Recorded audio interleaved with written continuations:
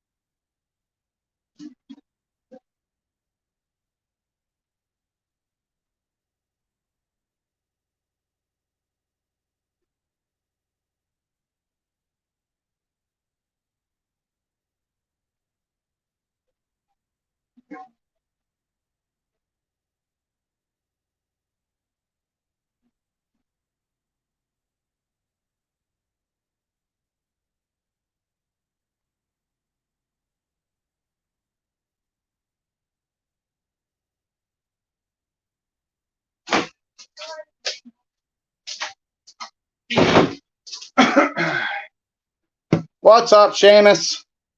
What's up, Jonathan? Just had a little bit of a family crisis out there. Cat just knocked over my wife's flower vase, and oh, all right. What's everybody up to tonight?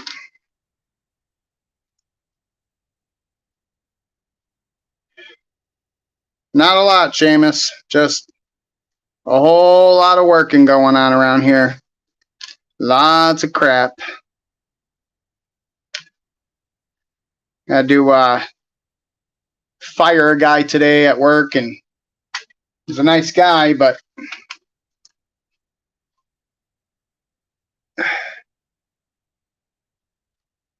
he got removed from his job position for using fake urine in his drug test.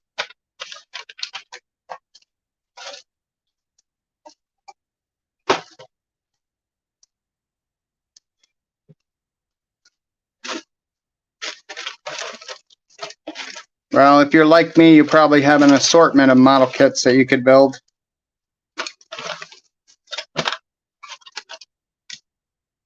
I'm still trying to figure out this fitment of these aftermarket wheels and tires.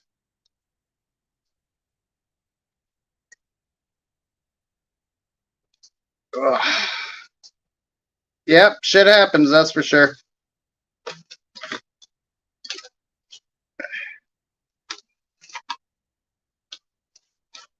Dooby dooby doo.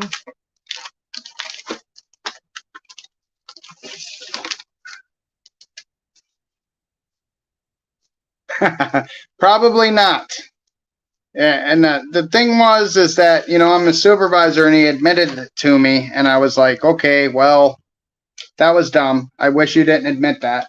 You know, I wish you didn't say anything, because then I have no choice. You tie my hands. We are federally regulated, and yeah, we're federally regulated. I have to really, really pay attention to what goes on with my people. And he admitted it, and not only did he admit it to me, he admitted it on camera, because all our buses and vehicles have dash mounts. You are, Jonathan. You are in the stream. I guess I was typing and I didn't see it transition. That's all right. So all our buses and vehicles have cameras in there, and he admitted it on camera yesterday, and it just so happens that my big boss was watching my live stream on my bus and heard him say it. So I was like, oh man, oops.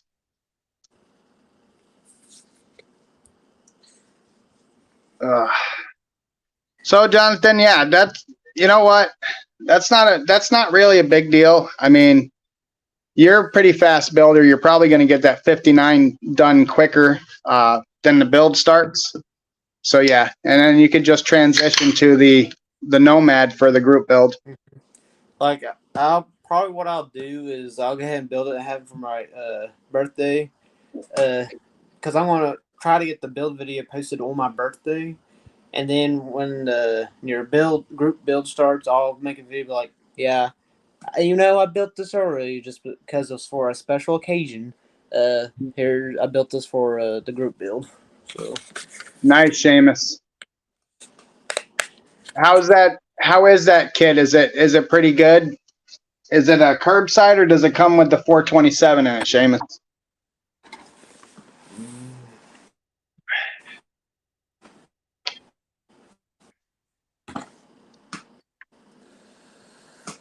I do have in the self community. I got one part missing, and it's that I know of is my windshield and back glass of the clear one. Uh oh. I got the red one because I got this Well, from that back one of my glass, friends.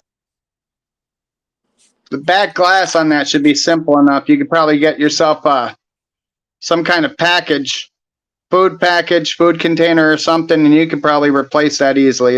That's not that uh, complicated of a piece of glass, right? Yeah, because this is the red one right here. So Yeah.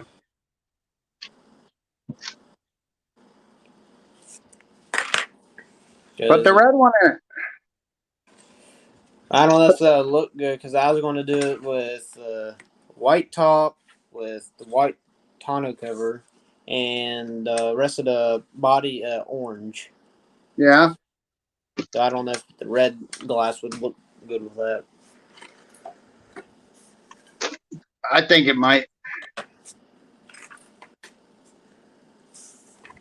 Full kit and engine detail, and a 1/16 '87 Firebird. Okay, jump on in. Think about going. I'll use the street rod tires, but think about going on using the stock rims though. Just I think it looks a little better, my opinion, on it.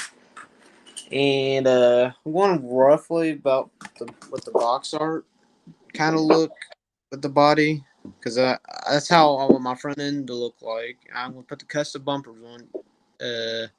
Definitely gonna have the exhaust coming out the side, blower coming through the hood, and uh, I might just do just a normal stock interior, and I want to have the stock tailgate. I think the stock looks better than the custom one, in my opinion.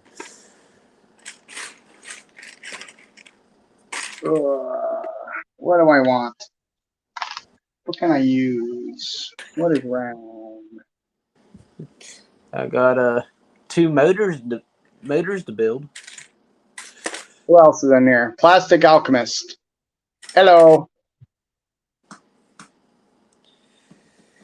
I got what does it say on the box art? Street rod, supercharged V8. Not sure what actual type of motor it is, and then a stock 348 Chevy V8 triple carbs. Yeah. What can I use? What can I use? Where's that tool I had?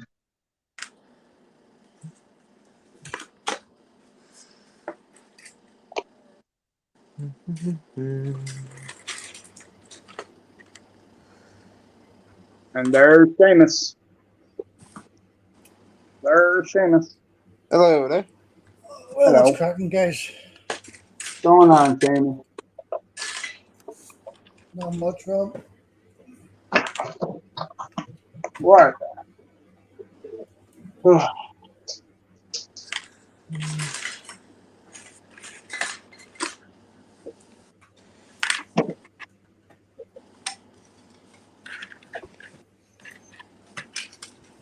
Rob, where's that kit?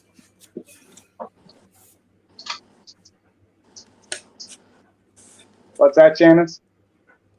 Oh yeah, He says I see. full, Pretty nice. full engine detail on this one.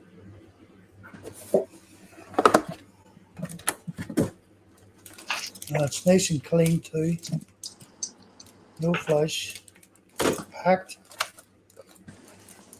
I think the last one I built was the 16 scale there a few months ago.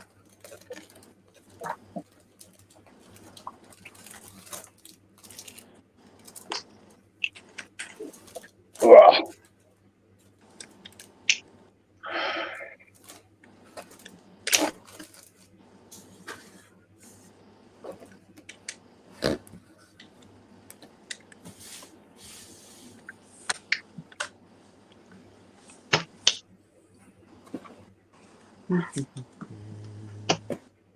Everybody boycotting me or what? Where is everybody? I'm not trying to say this in a bad way, but maybe they've gotten used to you not doing your live streams all that often. They was probably thinking, well, he's probably busy again tonight, so probably not going to do a live stream. Well, Well, you seen this kit, Rob? is that the 1/16 scale? Yeah. I've never actually seen one, but I've seen them online. Yeah, I have too. Couple new kits coming, as I said. The Rocket Bunny. Toyota.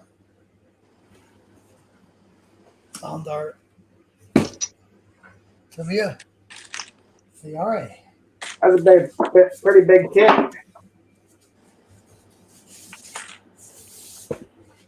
The big way to start this one, I don't know. I'm Chevy'd out at the minute. I've only built two. You know, Matt?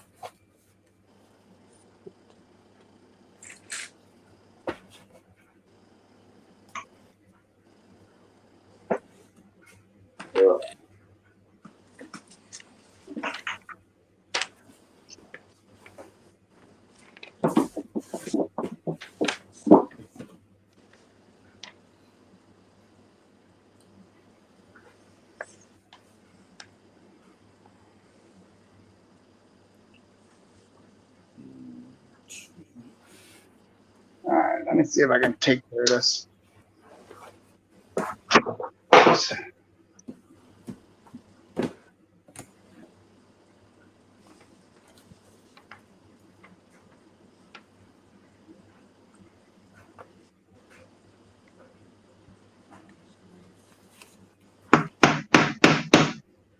It's all right. It's all right, Jonathan. I'm keeping tabs on who's watching my videos and who's supporting my channel. So just makes it easier when I start doing things. See who comes around just when I'm doing giveaways or stuff like that. So Yeah, it's all good. Yeah, Look I'm at almost that, okay, Rob. 700 subscribers. Well, Three-way. if I ever stop commenting on on any of your videos, it's probably because, I'm not saying you guys. I'm just saying if somebody ever has a question on why I don't comment on their videos, it might be because people don't comment on mine.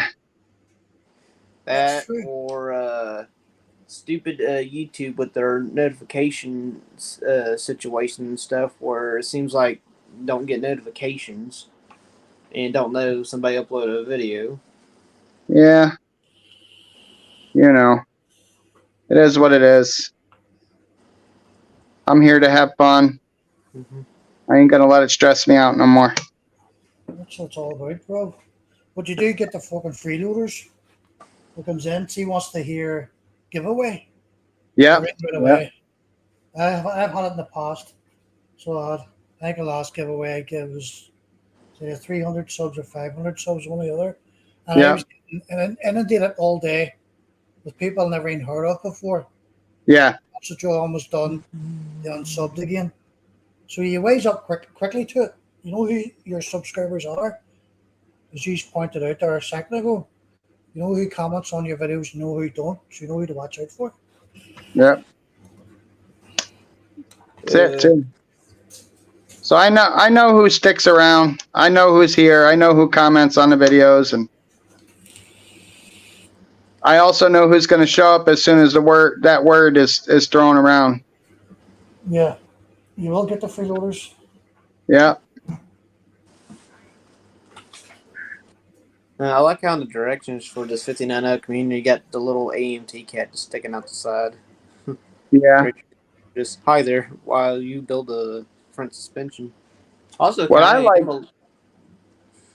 the box art on that kit, but it also should have come with a poster. Did you get a poster with yours?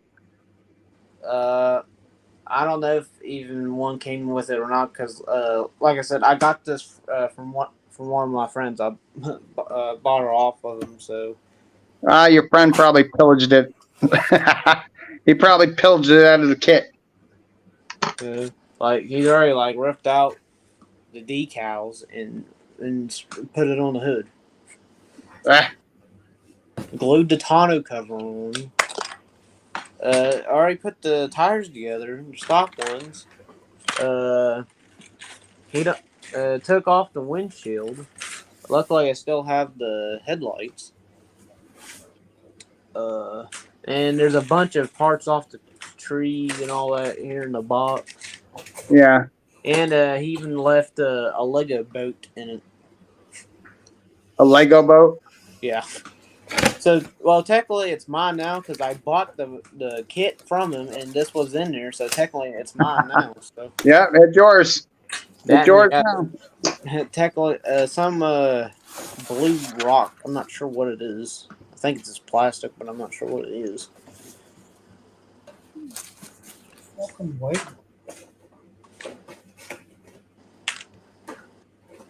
Son of a bitch. Oh.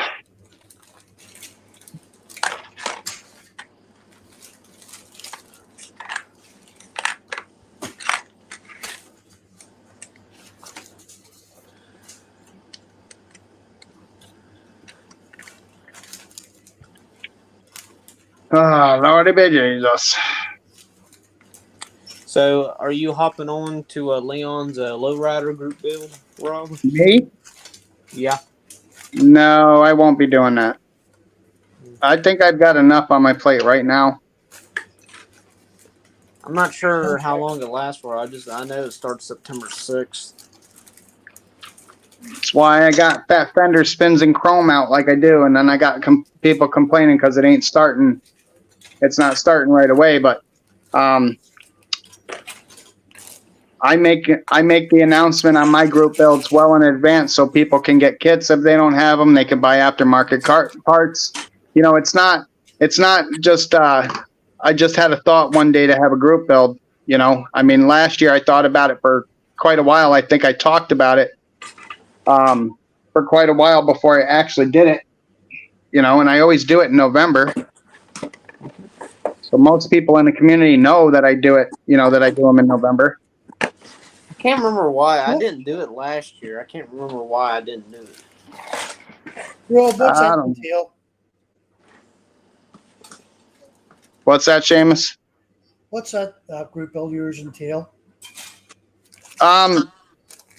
Any car from 35 on that has fat fenders, so like 36 through 40 Fords, sedans, pickup trucks, 41 Willys, like early 50s.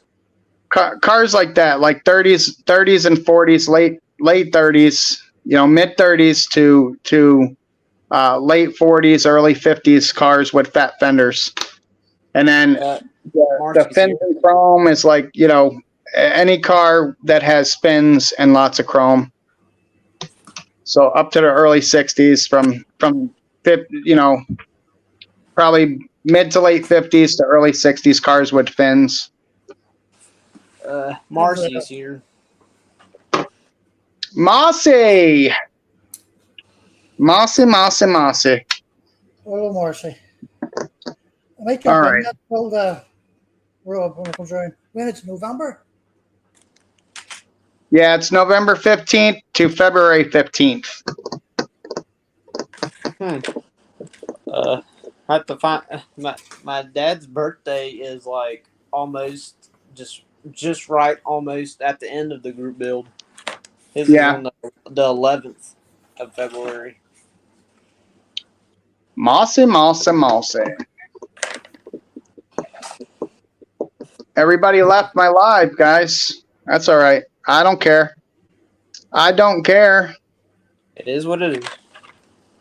It is what it is. I don't care. So I didn't do nothing to nobody, and it is what it is. Rob, if you build it, they will come. Yeah. If I give it away, they'll come. That's true. You know. my next giveaway won't be until 1,000 subs. I'm just Well- 303 subs away. I am I'm at 1,300 right now, and I've been contemplating. I got something nice I want to give away, but I'm trying to wait. I'm gonna see. Yep. Looking at Yeah, your 41 Willie's pickup would be an awesome kit if you finished it, young lady. this is what I be entering in Leon's lowrider group builds, this custom Cadillac lowrider Oh, yeah. kit. That'd be pretty cool. I'm not I don't build lowriders very often, but I've wanted that kit for a while. There's a couple lowriders I'd like to get. Hey, there's Justin. Hey, Justin, check this out. Look what I bought. I'm gonna be a copycat for J Hart. I just hope my models someday turn out as good as his. Him and Seamus are like, I don't know, two of the best model builders I've ever seen in my entire life. Thank you. This lowrider will be my very first lowrider I will ever build. My dad, he built one when he was a kid, and it was an S10. Yeah, I figured I'd try it out. When that window didn't fit in that NASCAR, I was like, man, I'm going to try some of this stuff. Justin uses that shit on clear, and if it works for him, it'll work for me. Does that not fog the clear, Rob? What's that? Does it not fog the clear? Yeah, it's anti-fog. Well, it's anti-fog, right? This shit's expensive. My kid always comes in here and steals my super glues and stuff. My CA glues, and I keep saying, I was like, take the crappy glue. Don't take the good stuff. This was $13. Yeah, Is this it, is the goal. I is use it this. thick or thin? I haven't used it yet. I think it's medium, maybe. Justin, are you still here? He just I gotta look at this, Seamus. And yeah, I am a glue sniffer myself. There's been a few times I've gotten a few whiffs of this glue. And, Seamus, look at the comment on the screen. I've been sniffing glue already. I see Shimmy's hands down there.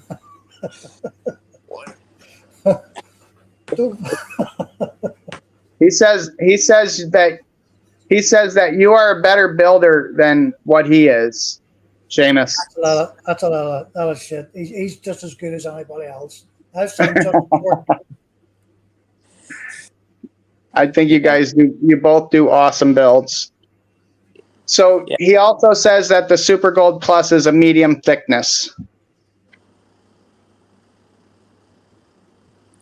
So yeah, if you ever get a whiff of this CA glue right here that I use, Oh, well, Tom. Rambler 69. it will make your eyes water, and it'll make your nose run. It hasn't done it to me for a long time, but Well, it has done it to me. That means the fumes will wreck some stuff. So be careful when you use that stuff and give it a lot of time to gas out. So I'm moving up in the world because I'm trying to do better detail crap. So I went and I bought a bunch of Alclad stuff, and I bought this exhaust manifold. I went and I bought magnesium. I don't know if you guys can see that.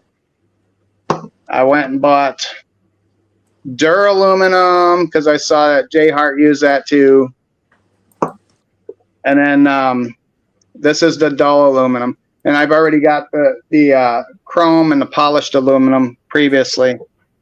But I bought those because there's a guy that I'm doing a build for, and I want to make sure that it's pretty accurate. And you know, Howdy, Mark. Hey, Mark. Hello, Mark? Tom. blue streak in the house. So that drag car that I'm building for old Tom there, Tom, don't plug your ears, don't listen. That's pretty much why I bought all those Alclads. I'm trying to increase my skill level. I'm trying to become a better model builder, someone that Rambler 69 will be proud of. Hello, Ron. Hello, Ron. I don't know. It's just time to start using other things and start teaching myself some new techniques and stuff, trying to get better. So, Hey, got Ron. an idea how I want my No low problem, rider Oscar. to look. I'm thinking about going with the body, a Right. candy lime green with an off-white interior and vinyl top.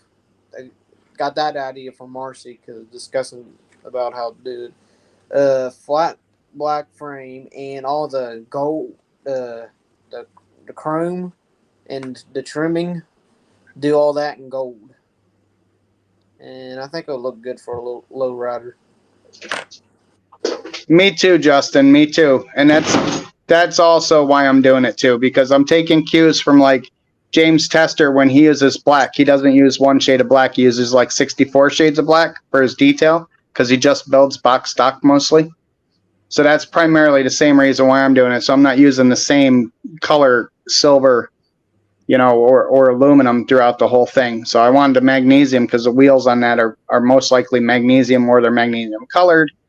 You know, polished aluminum, dull aluminum, exhaust, that type of stuff. You better batten down the hatches down there and make sure that you don't float away there, Tom.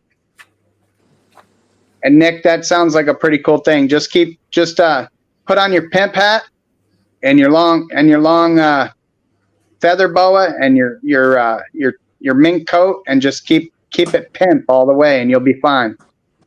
As long as you keep that pimp outfit on, you'll build that car looking pimp. Yeah, I got family in Florida that they'll be getting affected by that hurricane. I got a great grandma down there visiting family. She chose the wrong time of the year to go. Yeah, I'd say so. I would say so. She's in her 80s, so.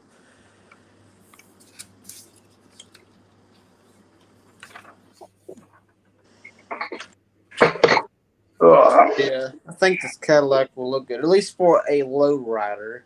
I hope so, Justin. Candy lime green body, off-white interior and vinyl top, gold chrome and trimming. Ooh. Wait a minute.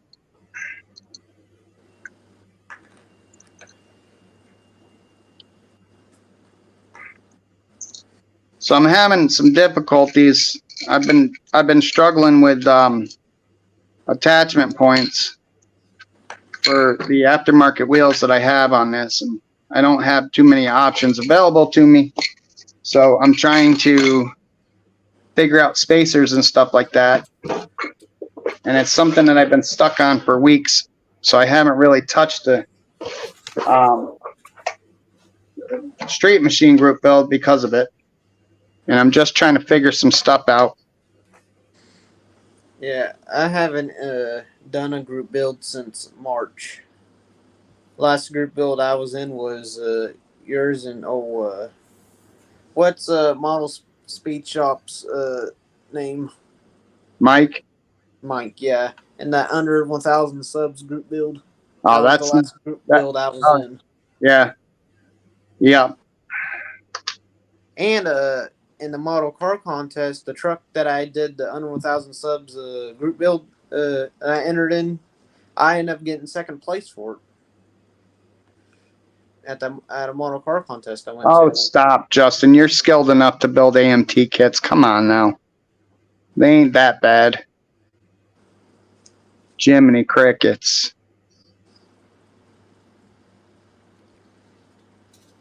Worst kit you ever built, robot, was it? How about I'll catch the AMT kits? I'll build. What's that, Seamus? Your worst kit you've ever built, what manufacturer was it?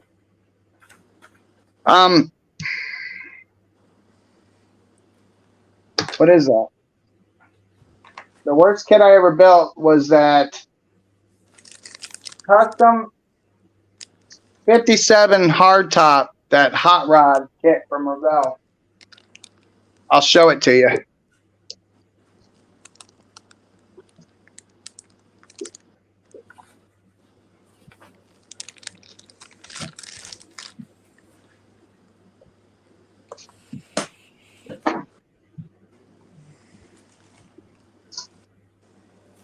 This one, right here.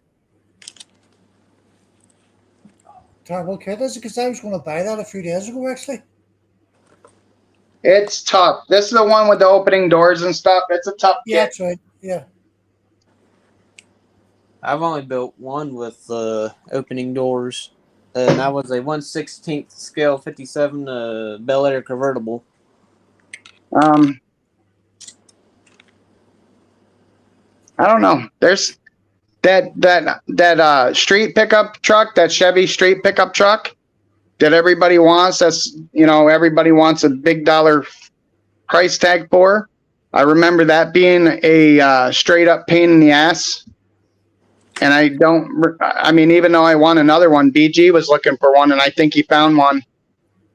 And we were actually talking about building it up and some of the ideas to bring it into the 20th century or 21st century to more modernize it. And I was like, I don't know why we want it so bad. It was a pain in the ass when we built it the first time. I can't imagine it being any better. What kit's that, Rob? The Revell hot rod Chevy street pickup. I don't think I've seen that. It's in the same box with the hot rod logo on it, and it's black on the front of it. I don't recall that kit, now, to be honest. It looks cool, but it's a pain in the neck. The kit is a pain in the neck to build. The worst one I ever built was at least for me. I don't know if it was just me or the actual kit itself, but the kit I had a lot of problems with was a 53 Ford Victoria Crestline. It was a Lindbergh kit. The only good looking piece on that car is the hood. Like, it don't have a firewall in it. You are far from an assembler, my man. You are far from a damn assembler. Stop. And You're selling. I don't know if you're trying to be humble or you're just being sarcastic, because I know your level of sarcasm. You're definitely not an assembler. Guys that want shit to pop out of a box and throw together are assemblers. This kit is damaged. Uh-oh. Which kit? The fireboard. Uh-oh. How bad? Cut off both sides of the front of the wings. Hold on a minute.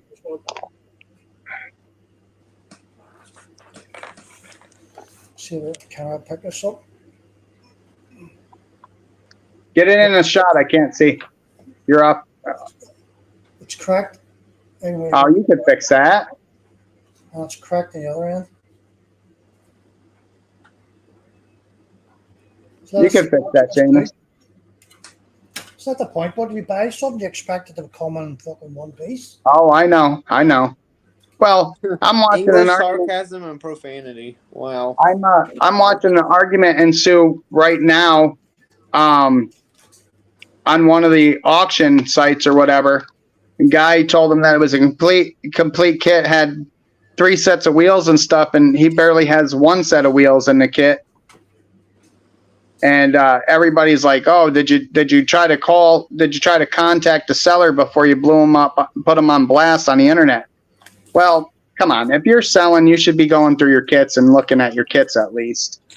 Yeah. That's my opinion. That's what I always do. Every time I buy a model kit, I mean, I do it the same day I buy it, but eventually I open it up and I just look at the part just to see what's gonna be like. Cause like with this '57 Chevy Nomad, the one that you get at Ollie's, that one I've seen something I've never seen before in a model kit, like having like part of the transmission halves together to the bell housing and then to the engine block. I've never seen that for a model kit. My thing is, if you sell it as complete, you should have gone through it and logged the parts. If you sell it as, I have not gone through it, I don't know if it's complete, you get what you get, and somebody still buys it. Sold the same. She put on the Yeah. title, sold the Also, same. I got bad news for my windshield and back glass for my lowrider. It's cracked. What's up, Pete? Hi, Peter. If you can see through the plastic right there, you can see where it's cracked at. So let me ask a question. Is that curved? Is that a curved rear glass, or is that flat glass?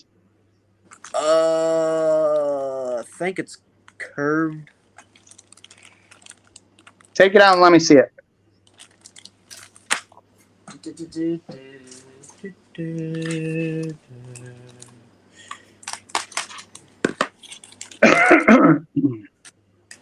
Oh, didn't know I was on the full screen. Time to look. Yeah, and some other glass pieces came off. Oh, you could, that again, you can fix that. And it's also cracked right here. Oh, that you can't fix. And that's for the caddy? Yeah. But I don't know if you'll see it anyways. Okay, so what I'm looking at right here, yeah, you're not going to see that. Okay, well, that's good. That's good. Take it. Why don't you take it off the sprue and put it up in there and see what you see and what you don't see? Test fit it right now. And this is the next model I'll be building too, but by the way. Hi, Dave. What's the crack?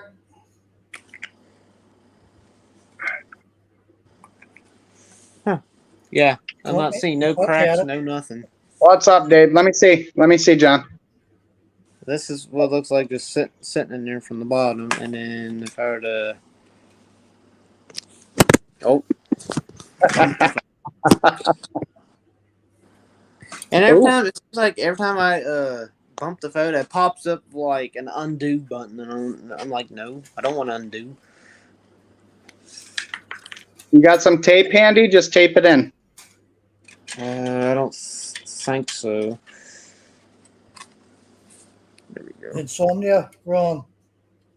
Keeps me awake. What do you mean you don't have any tape handy? You should always have tape handy, Jonathan.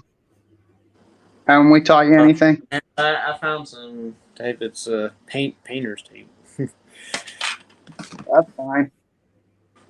Whatever gets the job done, right? Mm-hmm. But yeah, it'll work because I don't see just looking at it from the outside, no cracks or nothing. So that's good. That's good. That's good. And looks like it might just kind of like pop into place too, because there's the 3 peg holes, and one of my holes. What you making, Marcy? What you making for dinner? I had homemade chicken pot pie. I had two hot dogs with ketchup, mustard, and chili, and fries Sounds good. dipped in mayo and ketchup mixed up together. Seamus, what was the worst model kit you ever built? Enchiladas. What's up, Mike? My buddy Mike's down there. That'd be the AMT kit, the Cobra, the 125 scale. Okay. Combo kit with a trailer on the pickup. can't remember what Okay. kit it was, but that was the worst kit that I ever built. Parts missing, parts didn't fit, parts are too short, tires are shrunk, tires are too big, power accuracy, quality control. It's just beyond me. You know, it's funny. You guys probably don't want to hear this, but I'm kind of a fan of AMT kits. I don't know why. Maybe it's a I like challenge. MT as well. I like them as well. I don't Rob. mind. It's whatever works for you. It's what you put into them. Yeah. I built a lot of AMT and Just for me, I kind of prefer Revell because it seems like those kits kind of like go together easier, and there's like not much flashing or like no yeah. flashing at all with those.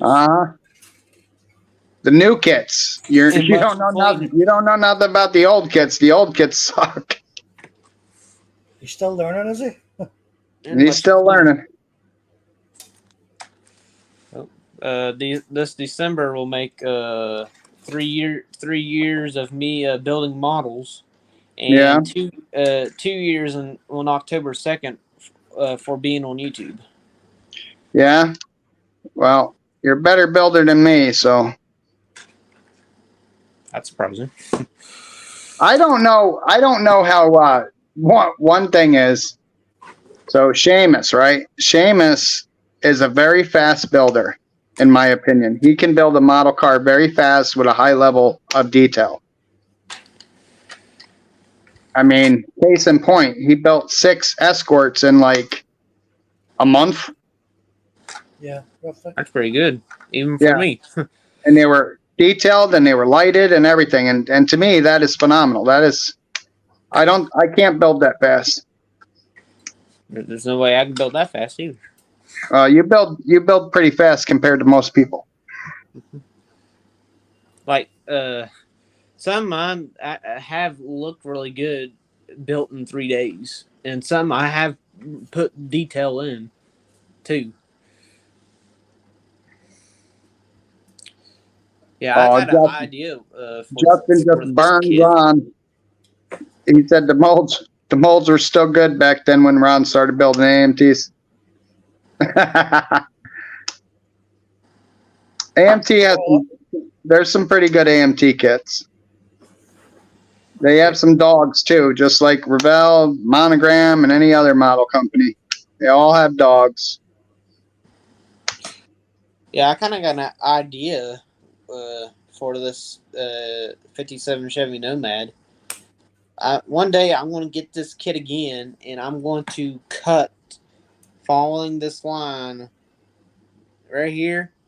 Take this top off and make it like if Chevrolet made a 57 El Camino.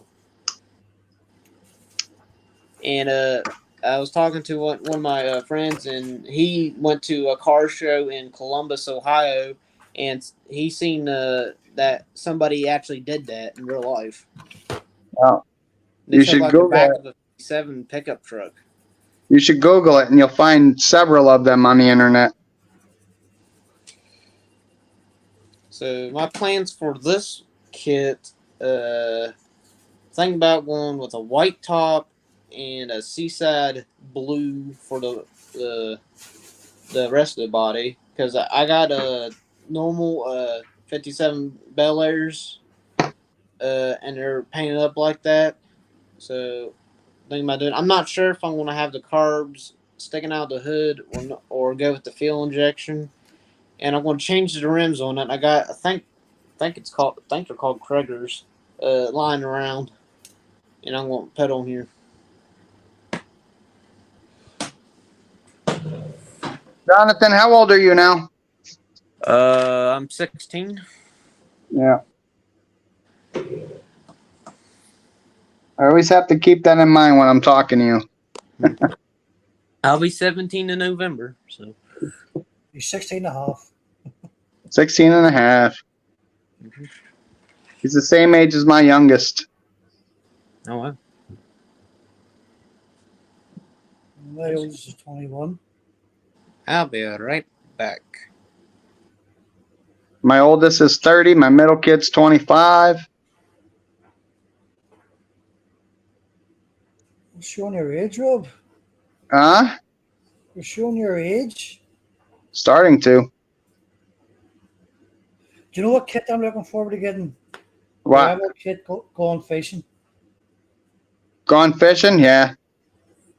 Haven't seen it over here just yet. I've seen it on your side of the pond, but the price of the postage is crazy.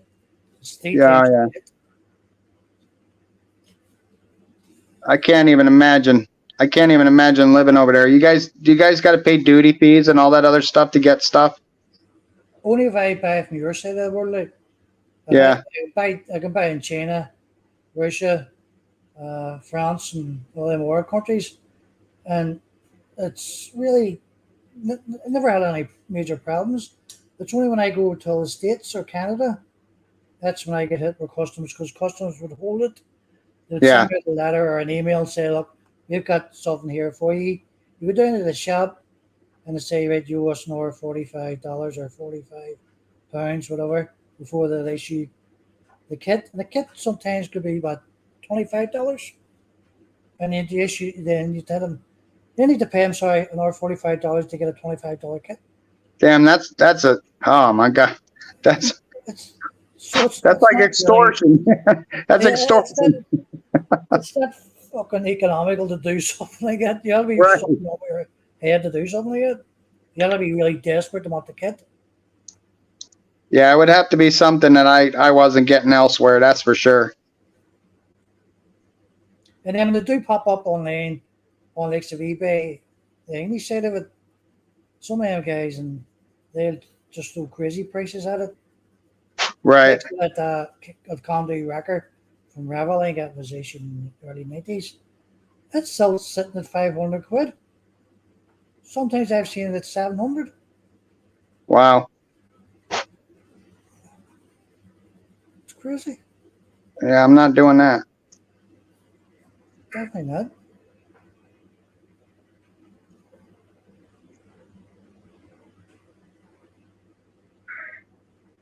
What was that? Inside EU, there's no customs. Chinese delivery also happens from hubs in the EU.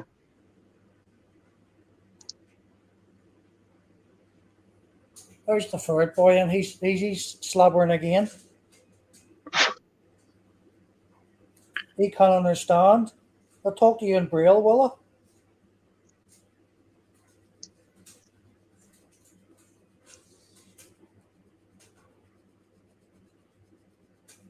Where's Keith been lately? Been talking to Keith, Seamus? There's a couple of personal problems he's dealing with his missus. I think she's Oh, there for you way. I was talking to him there last week. He said everything's okay. He's just tied up with his missus now at the minute in time, getting her back on her feet again. yeah. Well, let him know we've been wondering where he's at.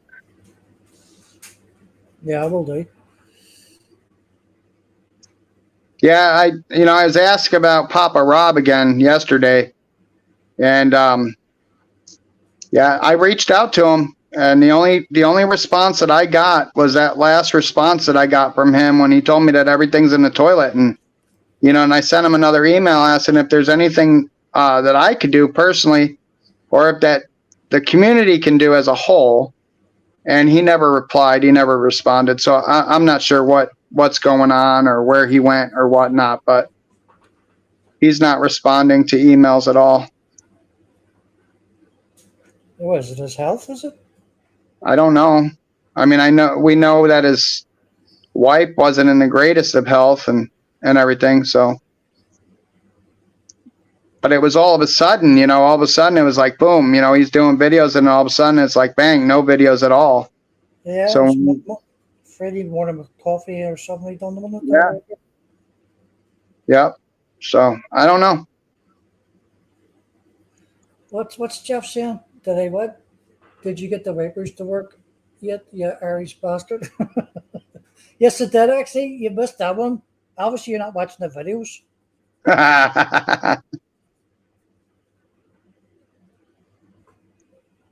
Man, where's little Jimmy tonight? I'm surprised he ain't lurking around anywhere.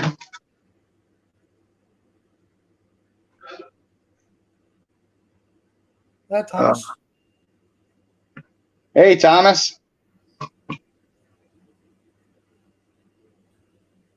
Oh, all right. Doobie doobie doo. A lot of cleanup in this kit.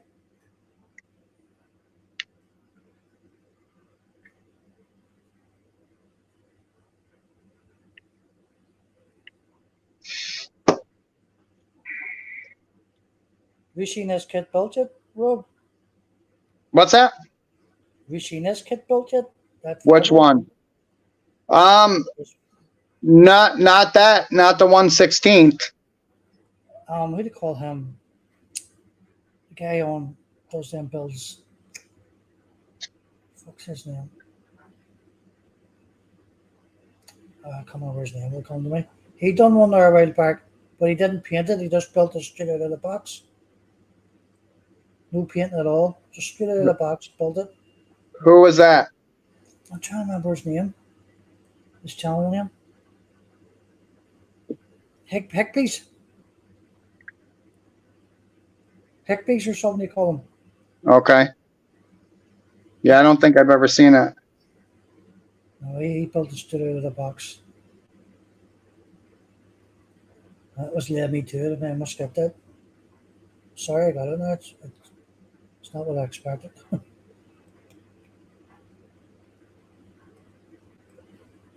I get you.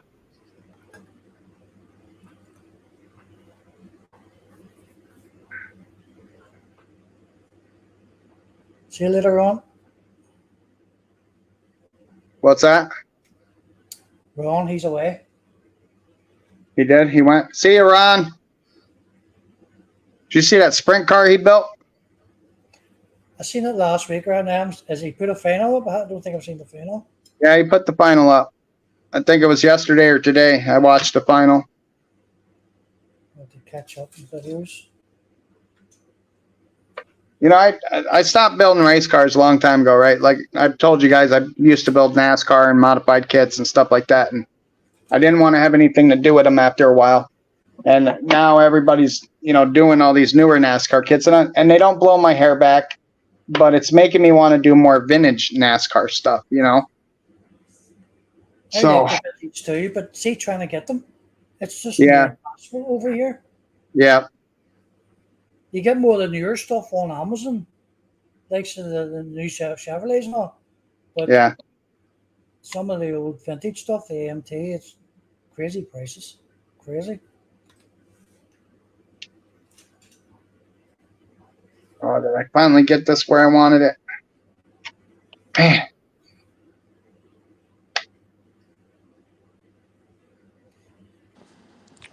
All right, I'm back. On the 60th anniversary Mustang build. Oh man, there goes the damn neighborhood. He came back. I didn't think he was gonna, but he did. I got me a yummy treat. And you didn't get the rest of the group anything? What's wrong with you? Didn't your mama train you right? Sorry, we'll just sit there and look down your throat. I didn't know anybody else wanted any. And two, I seen my mom. She was putting some ice cream bars into the freezer. I seen one. I was like, "Ooh, I want one," so I grabbed one.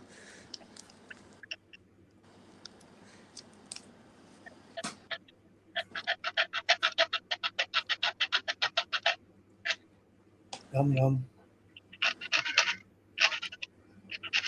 And it's soft. Who else haven't we seen in a while? I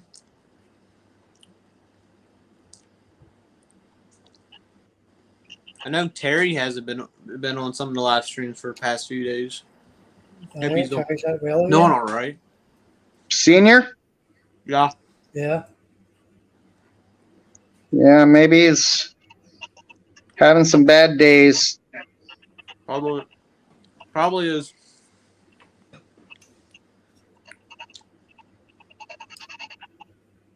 If he's got any humidity or heat down there in Kentucky, that messes with his breathing and stuff. So Yeah, sure does.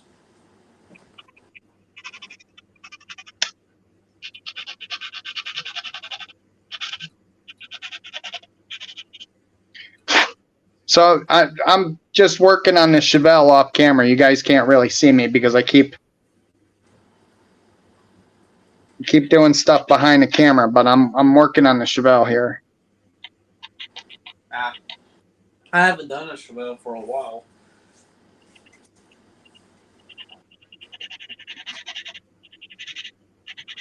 Like the last one I think I done was a '67 Chevelle drag car, and I was back in November when I built that for my birthday and for the box stock group build. Right. Well, to be honest with you, I wish I would have picked something different. Well, or just, I don't know. Never mind. Don't mind me. I'm just complaining.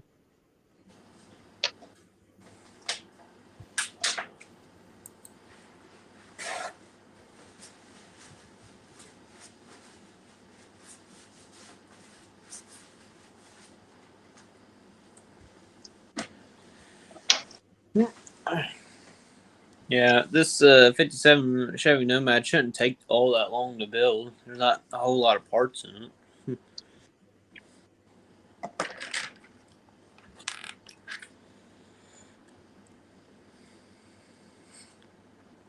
All right. I think I'm satisfied with that.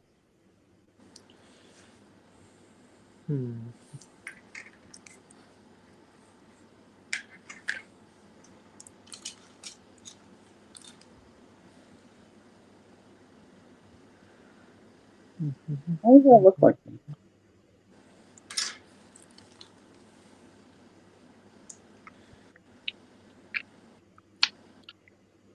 This car is definitely getting the headers. Definitely putting the headers on. There's Don the man. Never seen him creep in there. Dan the man? I didn't see him either.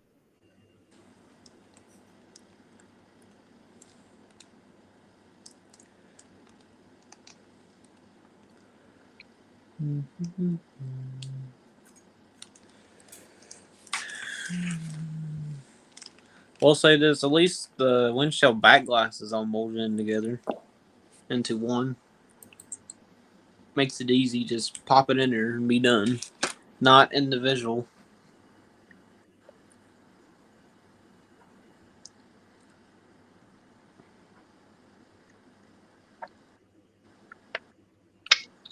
Oh man.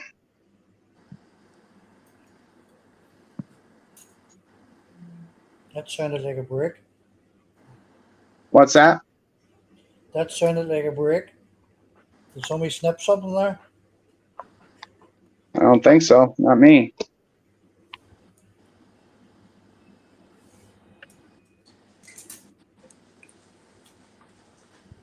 Oh man.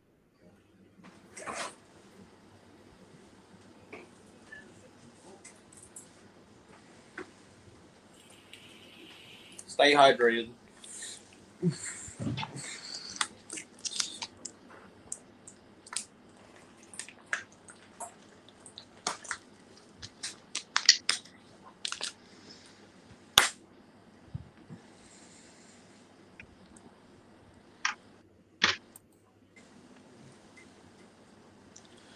Are you shitting me right now?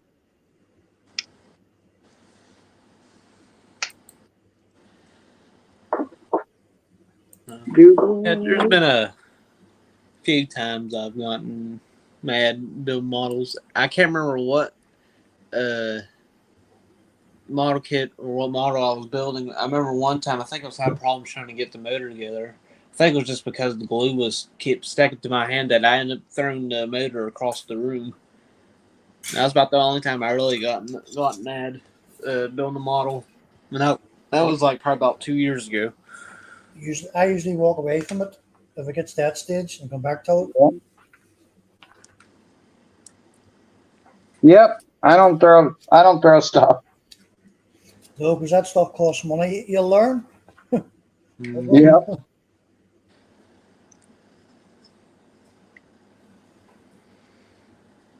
Dan, you coming in or what? Yeah, I got like what is it, like 15 people in the live chat and just us three here in StreamYard. Yep. See you later, Peter. Take it easy, mate.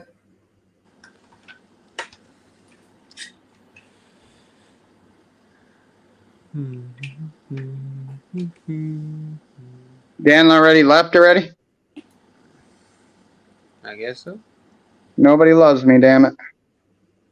Nobody loves me. Well, some people. At least you got some people who do.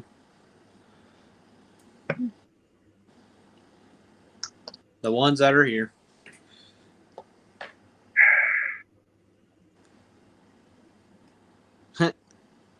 Dan said, if you insist, I'll make a guest appearance.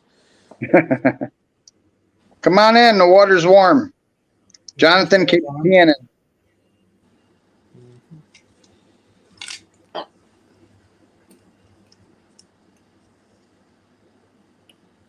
It's like all holes.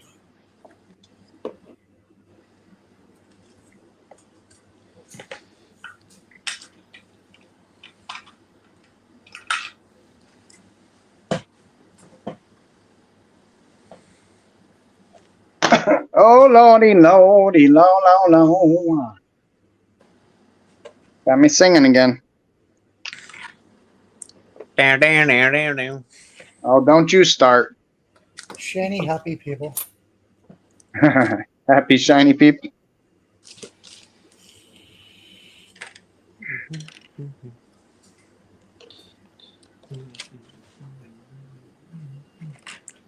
Pete said he might come back in 20 minutes. Peter. All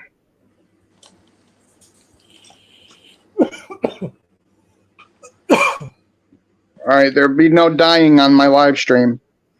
That smoke went down the wrong way there. Trying to read and talk at the same time.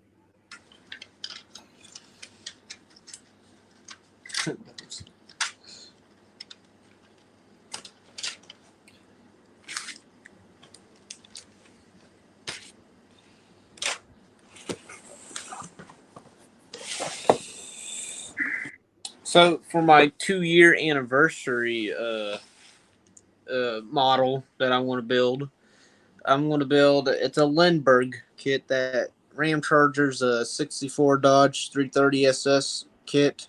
It's a drag car. Yeah, I'm gonna build that for my 2-year anniversary. okay. I'm gonna try my best to get it closest to the box art. And that'll be my second Lindbergh kit.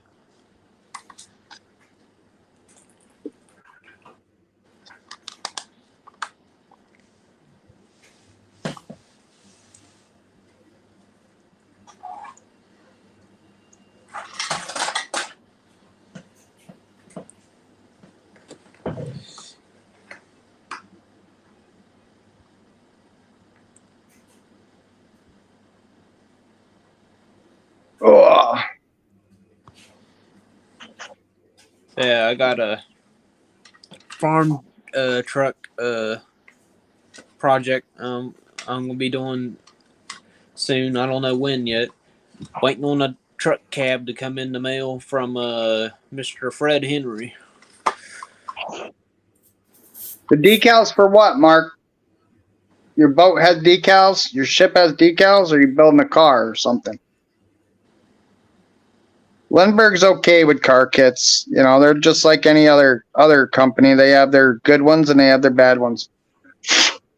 A lot of the kits that you have at AMT these days, well, I shouldn't say that. There's some kits that are originally Lindbergh molds that AMT Round 2 puts out. Like the 34 Ford pickup that everybody's been doing. That originally was a Lindbergh kit.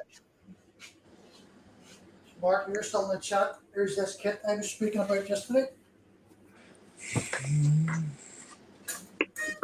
So for my farm truck that I want to do, I got a 55 Chevrolet truck frame, and I have a 72 Chevrolet pickup truck bed. I'm going to take the bed sides off and the tailgate off, make it a flat bed. Yeah. And I got a square body cab That's what Mr. Henry sent me. And I'm gonna put on here. I'm sure I got a bunch of frame parts lying around. I got some tires to put on it and motor. And it should look nice. I'm not sure what color I'm going to paint it, but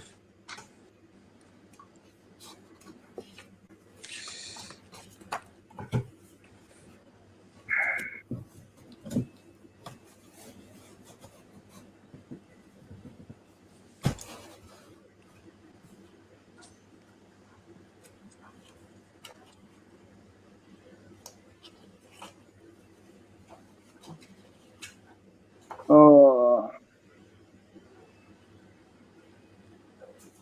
Did you ever build a ship, Rob? I did. I built a USS. What was that? New Jersey. Yes, I think that's what it was. built that a couple of years ago. 350 scale. Yeah, I built that many years ago. one day I'm going to get. I've seen it at my local hobby store. The USS West Virginia. Yeah. I've seen it. I'm going to get that one day. So this thing here was a Jaguar independent rear suspension that Dylan printed for me. I had to add some spacers here, so we'll fix that up soon. But I was trying to figure out how the hell I'm going to paint this. You know, there's no way I can mask this stuff and airbrush it, so it's going to have to get hand painted, and I hope I can do a good enough job. The hurry stick. Get yourself a good quality paintbrush, Rob. Yeah, Dan, the link's up top of the chat.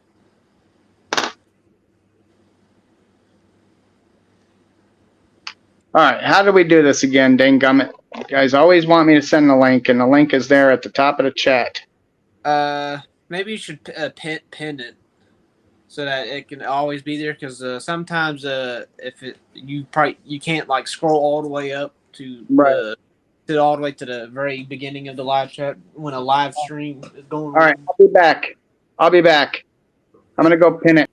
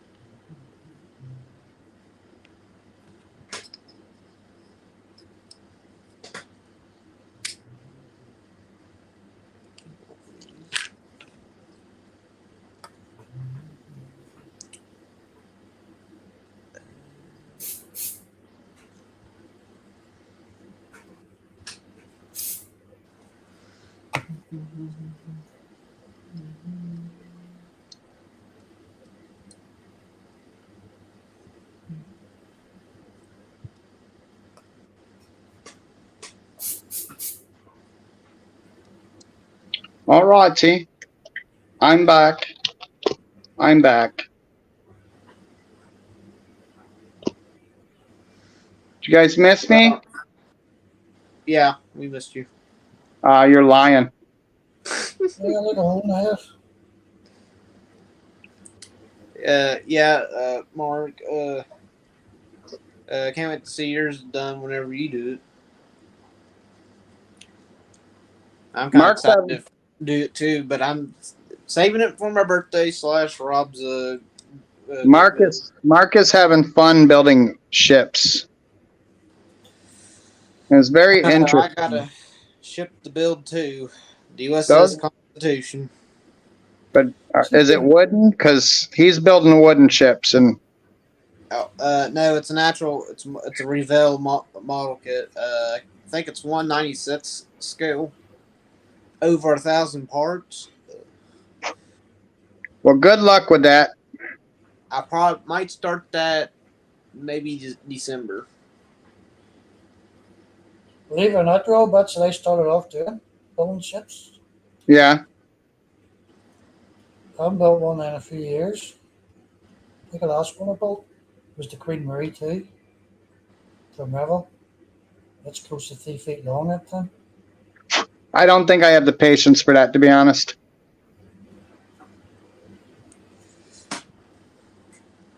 Could put in the farm, my farm truck build could put a big old Hemi in it.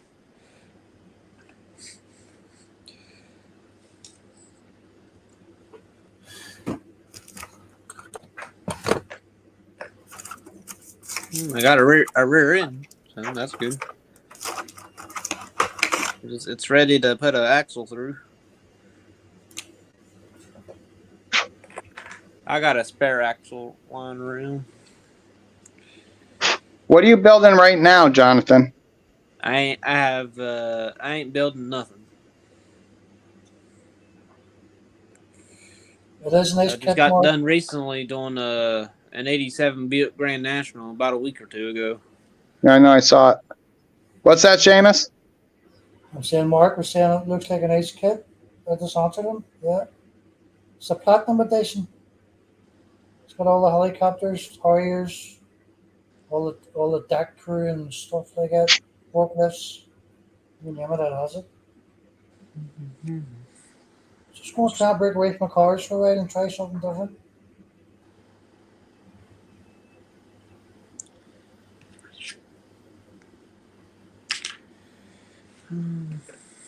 Alrighty, I think I got that taken care of now. I'm satisfied with the way the wheels are going to attach. And now I should actually do a mock-up for them. You know what's going to throw people on this is that this independent rear suspension. Let Dan in. Yes, sir. Dynamite. Howdy. What's happening, There guys? he is. About time, man. Hey, I was banging on the back door. Nobody answered. What happened? I thought I heard somebody banging. I sent you food platters and dancing girls. You should have been entertained back there. Yeah, I was, So I on was that- keeping occupied. On this independent rear suspension, the brake rotors and brake calipers are inboard on them, right? So when I put the wheels on, you won't see the brake rotors and the calipers, but on the front you will. I think that's gonna confuse some people.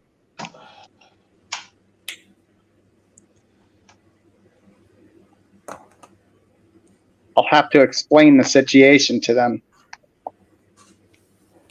What are you working on, Dan? I'm doing a mock-up over here for this tractor trailer. Yeah. This guy over here. Okay. I got the my buddy Big Charlie. He sent me a donor kit. This guy over here. I got the Dodge L700 tilt cab. Oh, nice. But we're not going to use. We're just going to use the frame on it. It's going to be a curbside, and we're going to use this Jimmy Flintstone 41 Ford cab. So, Oh, yeah. but in order to do that, I had to modify the frame. I had to relocate all the spring shackles to the inside of the frame, and actually I swapped them out. So I got the outside frame on this side. The spring is going to go on the inside on this side, and just the opposite for the other one. And then because the track is too wide. Yeah. So once I get all the spring purchase set up and the springs in there, then I have to cut this and remove whatever I need in order to get these wheels inside the fenders. Uh-huh. Because the Dodge, if you leave it the way it is, the wheels are going to stick out about, that far. So basically, I want them where they're supposed to be. Tucked in, yeah. A lot of communication going on here. So we're getting there. Nothing I you got can't a have. couple of tanks too. Got a Corvette here. It's I think 57 Corvette Gasser. It's this kit. My dad never finished it. That kit's a pain in the butt. I sold that kit a couple years ago. I'm Got rid of not it. sure how I'm going to do it. Think about trying to find a motor and just stick it in there and all that. This one won't work because I think it's too big. Probably need a small block, not a big block. Because I got like a small gap for my hood to touch. So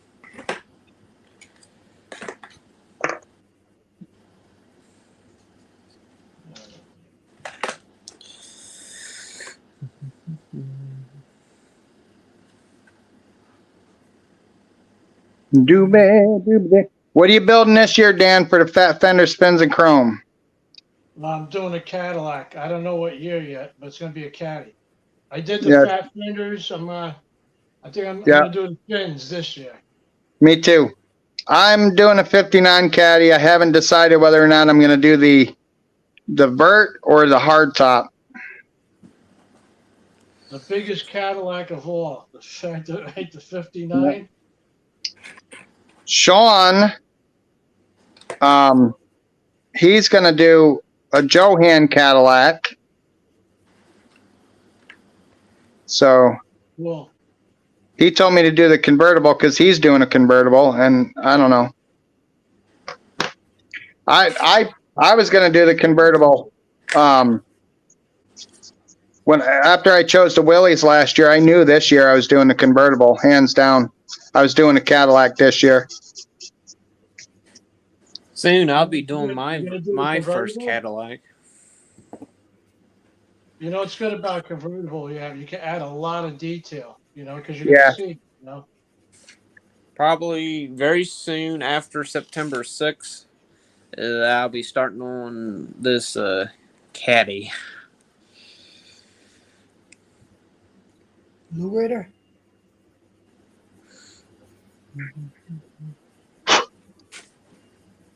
Yeah, Jonathan was telling me that Leon is hosting a lowrider group build. Yeah, I'm getting into it, man. And This is what I'll what are be you entering, doing? Dan. You doing a Caddy, Jonathan? Yep. I'll Custom show you Cadillac what I'm- lowriders, that Revell kit. This is what I'm entering right here. Oh yeah, the Ribby. Yeah, I'm gonna build it just the way I love that color with those stripes on there. It's gonna look badass. The way I want to do mine, Dan, is I'm going to use a candy lime green for the body, off-white vinyl top and interior, and all the chrome, I'm going to spray paint it gold. So gold trimming and gold chrome parts. Yeah, that's gonna look nice, man. Because it comes with Green and white. gold rims already molded. Yeah, they look.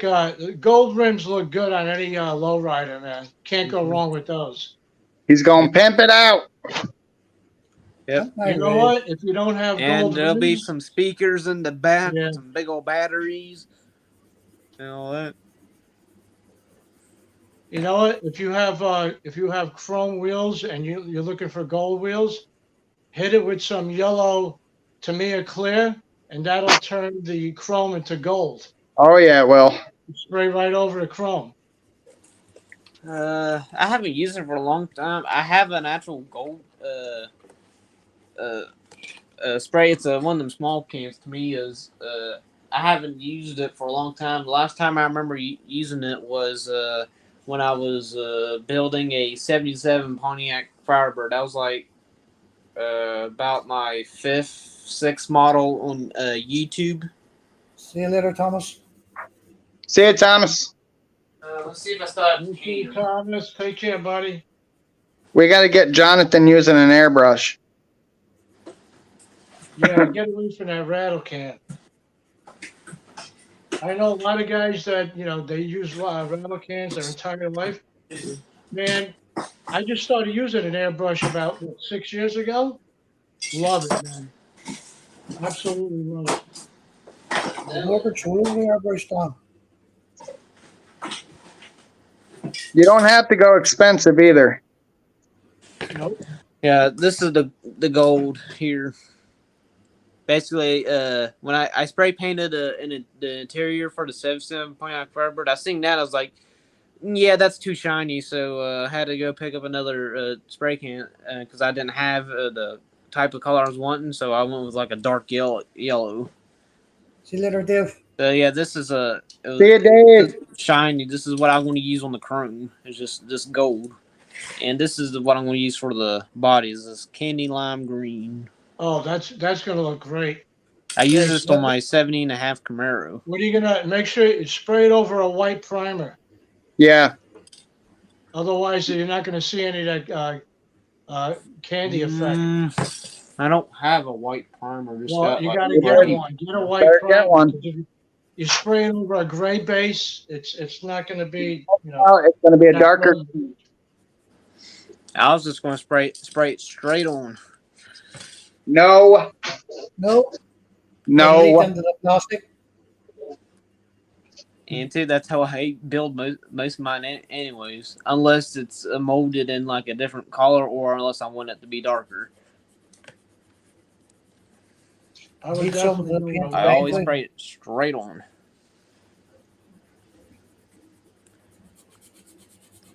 I don't even Don't have a say white hey. primer.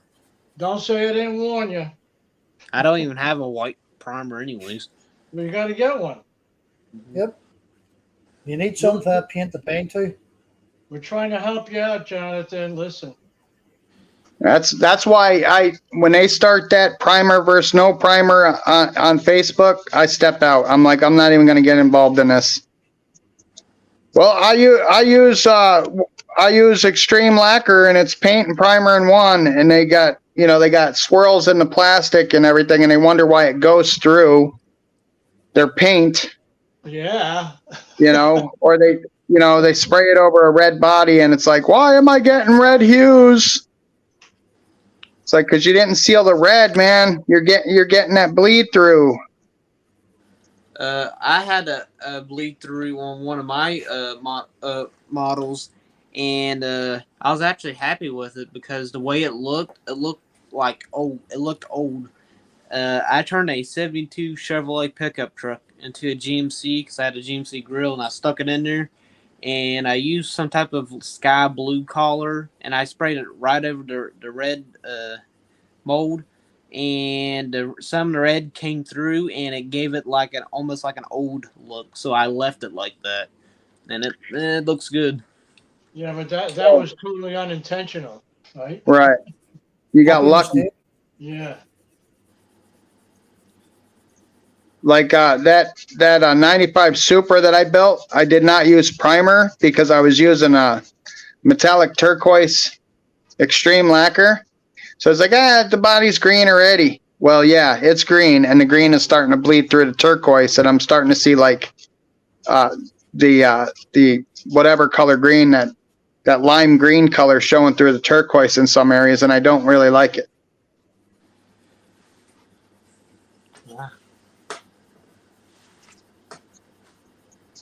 I really don't like bodies that are molded in color like this Chevelle. The Chevelle was molded in blue. So if you go back and you look when I started the Chevelle, I sprayed it silver, then I sprayed primer over it. And by the time I'm done doing everything on it, it'll have more primer on it. Yeah, Remember that Chrysler concept car, the Atlantic? I did? Yes. Yep. That's the only one that I've done. Here, I'll show you. This is the actual plastic, but the body was totally prepped. This guy over here. But that worked out. That totally worked out. I don't know if I got lucky with it, but I polished the plastic out. I started with 1,000, 1,500, 2,000, and just kept going. And then I airbrushed some pearls in it, and then I just hit it with clear lacquer. And it's probably one of the best finishes I've ever done. And that's just over bare plastic, but it's all in the body prep. That's it. That's true. Yeah. From at least from what ones I've built, that's been molded in not non-white, yellow, orange, black, blue, and I think that's all I've built that's been non-white molded in color. I will tell you this, Jonathan. We would never intentionally steer you wrong on one of your builds. And you know, the thing is that we try to help each other increase in skill. And I take tips from the model builders that are better than me. Dan takes the tips from the model builders that are better than him, and so on and so forth. And That's the way we roll. you know, Now the ones that were collared, I think most of those I primered them. There was one that it was like it was like an off-white mold. It was that 65 Nova Gasser. I primered it and I took metallic red over it and gave it like a maroon copper collar. That's what I ended up doing on the 68 Chevelle. What comes with the soapbox. Ended up primering it and gave it like a maroon copper collar. So I liked it, so I wanted it for the Gasser, and I did it.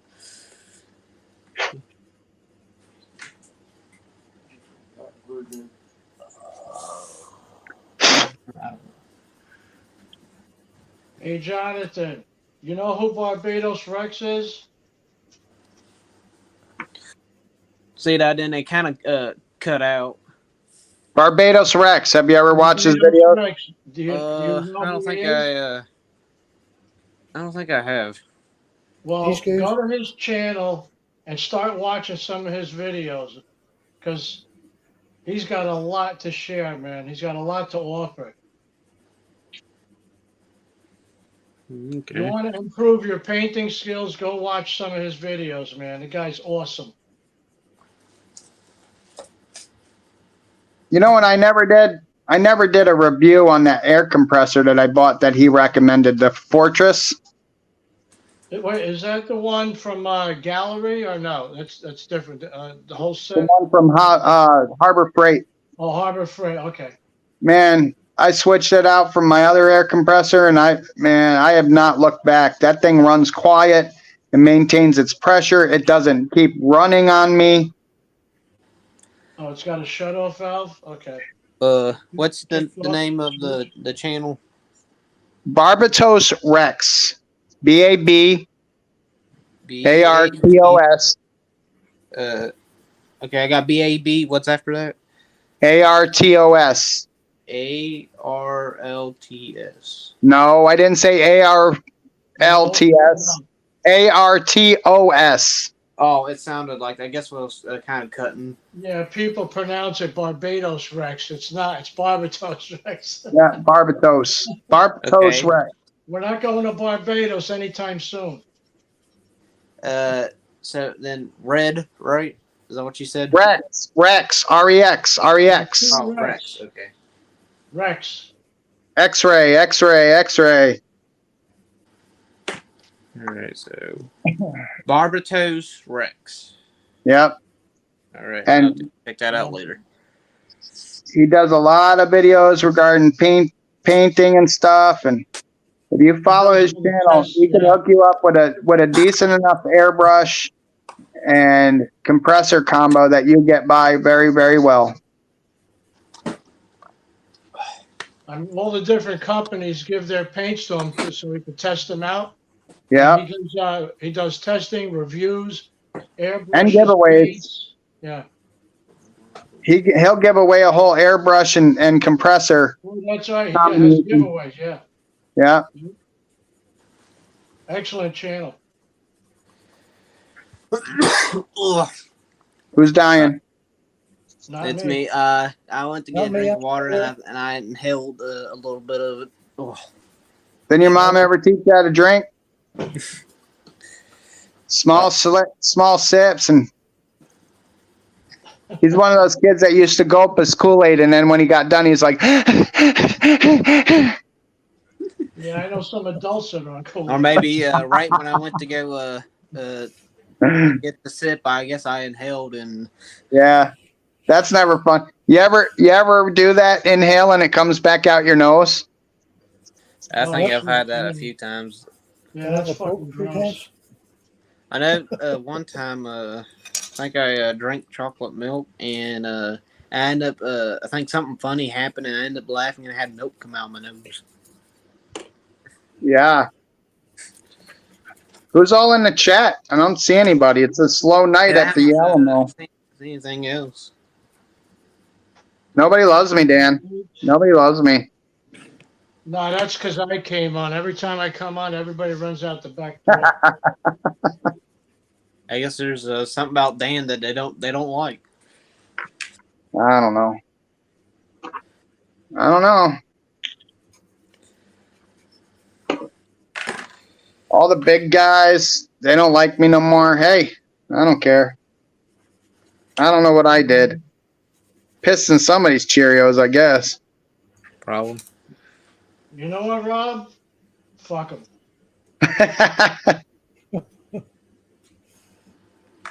So we're back before you know it, Rob. Just do a giveaway.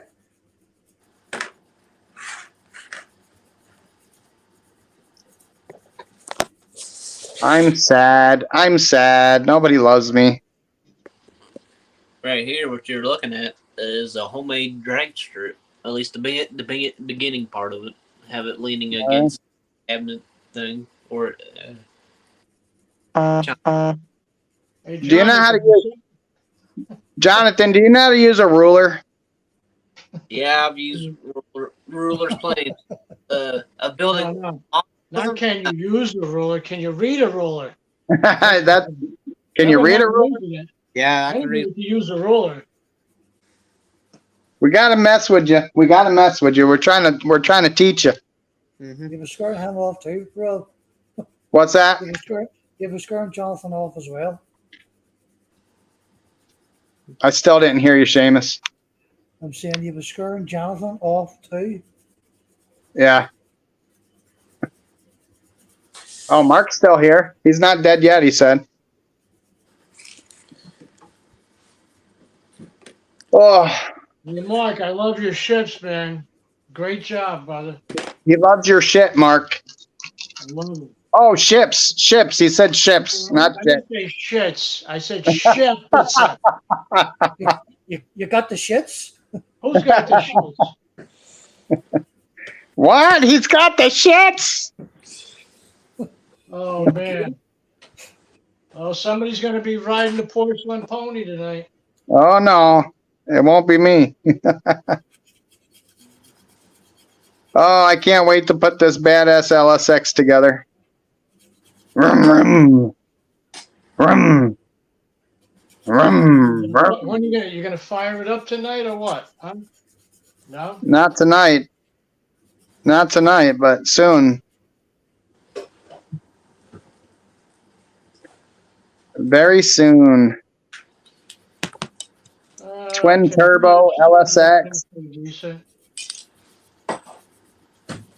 Hey, I might be able to glue something in tonight. Holy shit. That's gonna be a little narrow, but Doo-doo-doo-doo. Where the fuck? I'll put some filler in there. Fuck. What am I missing? You sound like that Cadbury bunny, you know? You see the commercials for that? Yeah. She's a chicken. Yeah. I don't think he was saying fuck. Not. Maybe that he didn't say it, but that's what he was thinking.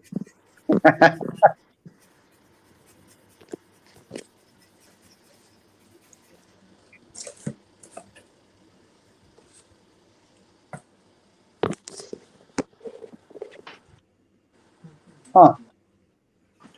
Interesting. Okay, I'm trying to figure something out here.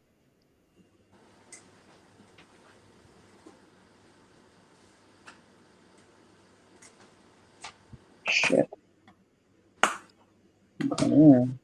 Okay, let's figure this. Missing something. Yeah. Right here's two of my dad's models I got sitting here. I don't have any like drag cars with me sitting on my homemade drag strip.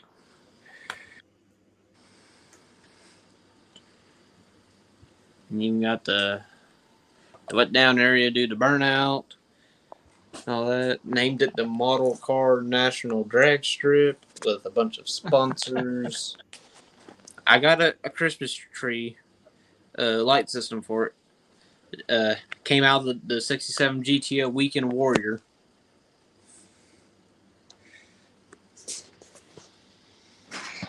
'67 GTO.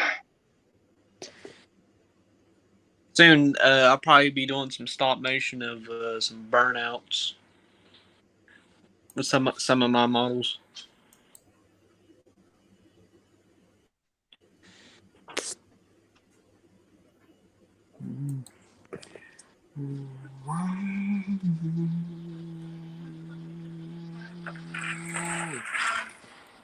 Well, that's going there. All right. Doobie there. Okay, Frank. Frank, Sinatra. Rizzo around? Yeah, he's doing good. I call him once in a while. Yeah. Do some trading. He's doing fine.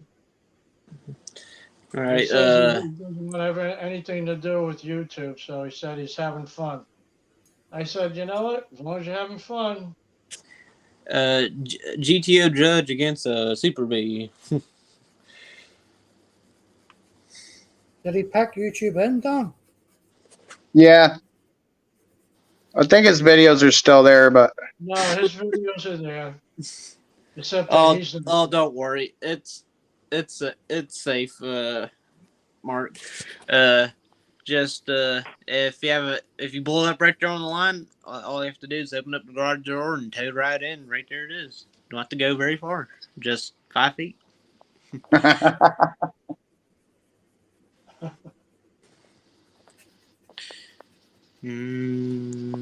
a garage door right off a drag strip, but hey. Super B wins. Yeah, I've been getting like cotton balls, maybe, and some like cotton, something like that. Trying to think the name of what's called. Polyfill? No, not that. Basically like what you use to like stuff animals with. Yeah, it's called polyfill. yeah, Okay. polyester fill. Yeah, yep. Yeah, that stuff. Okay, I didn't know it was called that. Learn something new every day. I need to redo this, Judge. Need some new motor mounts. I will say that. I can sit here and wham, wham, wham.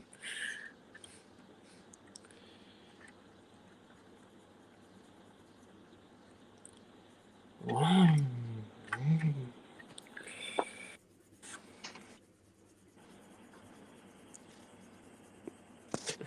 Backs out the wrong time on the drag strip. Bam. Hey, Jerry. Hey, Joy. Hey, Joey. Nobody's in the house. What's going on, Joey?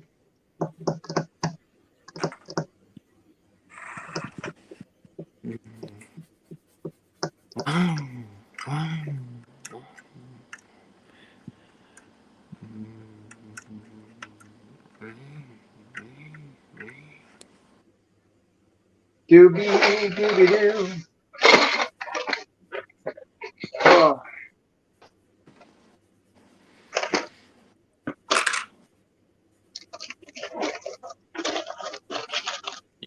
Definitely mounts for this motor in the GTO Judge.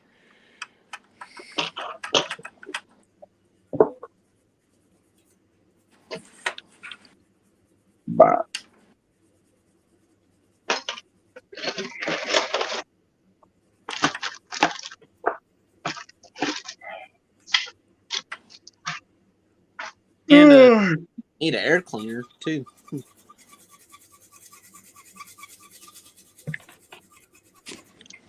Need an air cleaner. Yeah, it has no air cleaner on it. That could be an issue. Especially if you're out in the desert. So new motor mounts, air cleaner, repainted everything. Probably won't be able to save the decals.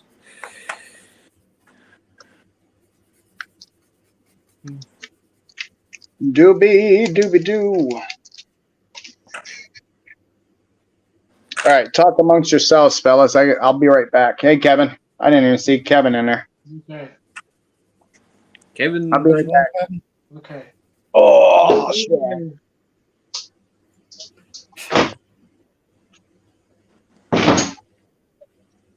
Hey, Steamy, what are you working on? The 87 Firebird GTA. Well, I see you got those 257s back there, huh? That blue one? I finished the blue one today, and I finished the copper one there a few days back. Yeah, it's looking Okay. nice, man. I like that blue one. The 51 coming in shortly. then you got a barn find Super B. The hood scoop thing has come off the hood.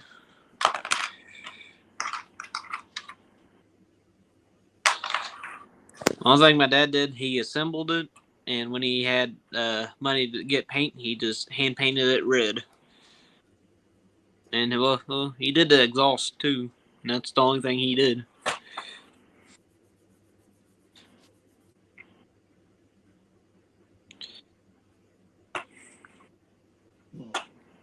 It's missing a bumper though. Not sure where the bumper is. So what are you gonna do with it? You got plans for it? I don't know. Might try to redo it one day. Yeah, it'd be a nice rebuilder. I will say this, looking on it from the inside, which I don't think y'all guys can tell, you can't see nothing out of the windshield. Not at all. No. No wipers in that I car. think I know why. I think my dad might have painted it black.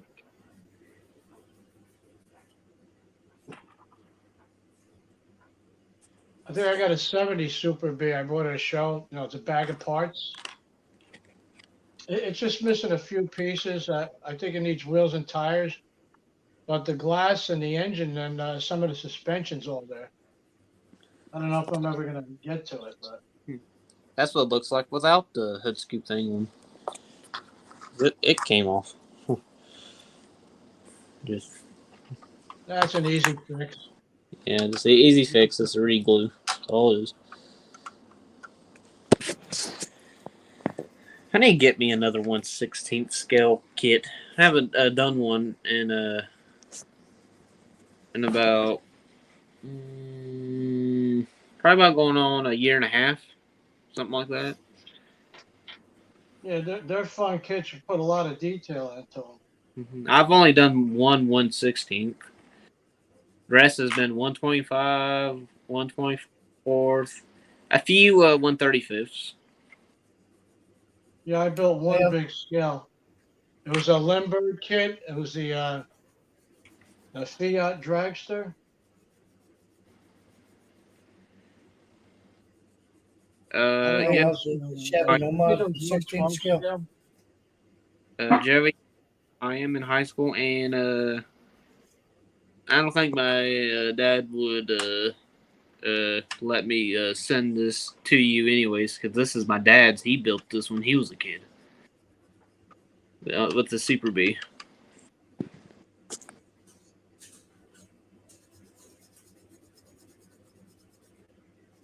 Now my dad, he's built like 10 like 57 Bel Airs.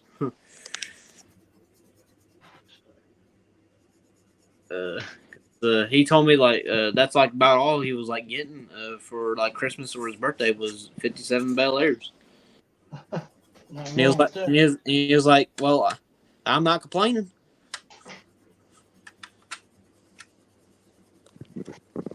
I do have one of those Bel Airs near me. Let me go grab it real quick.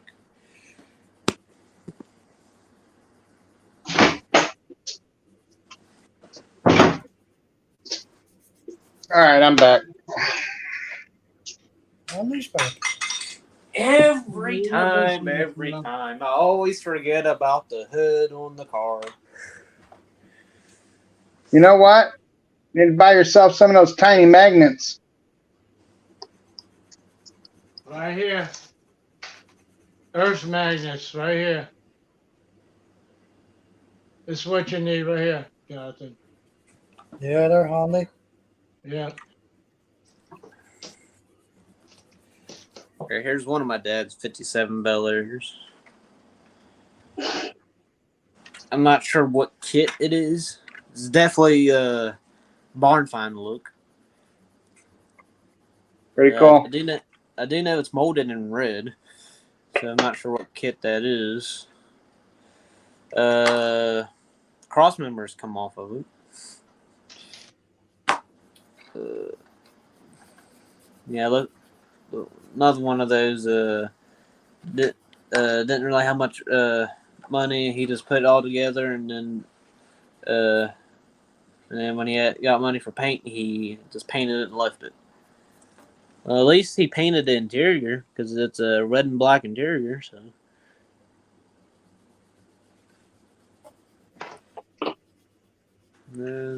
Fuel injection. 2. All right, we'll look at this.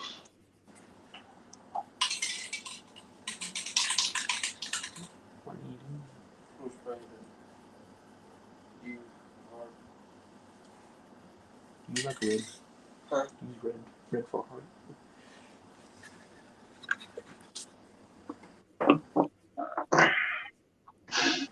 All right.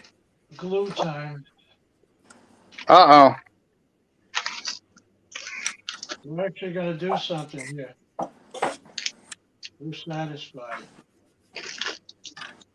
All right. Get some light over here. Now I can see what I'm fucking up.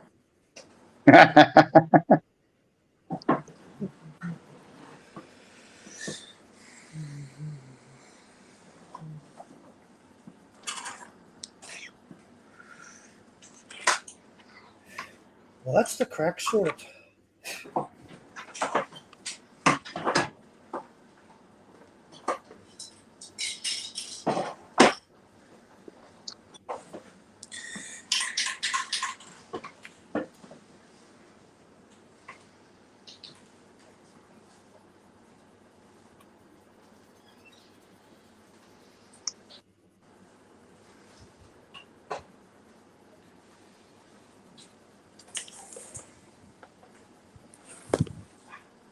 My background fell. Ooh.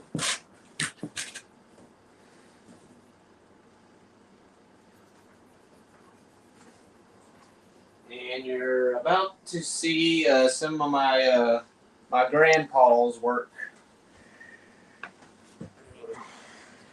Oh, Kinsworth.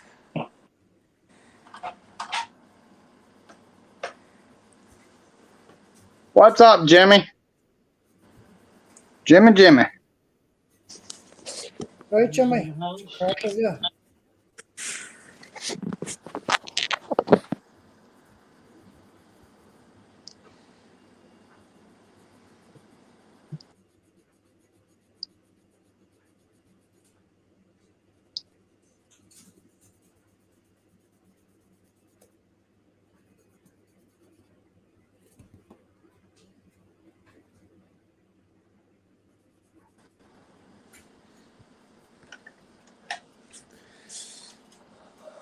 What you been up to, Jimmy?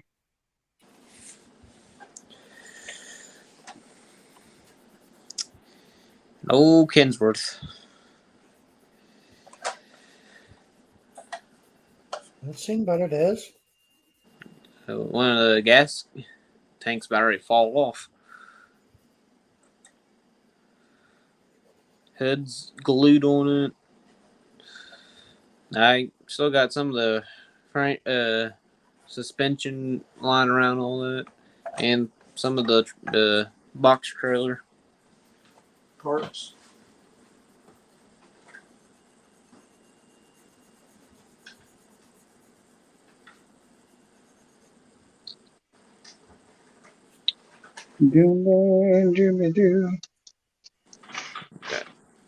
Door, part of the rear end and suspension and tires.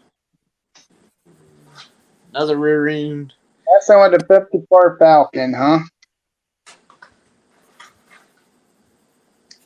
You want to jump on and show us?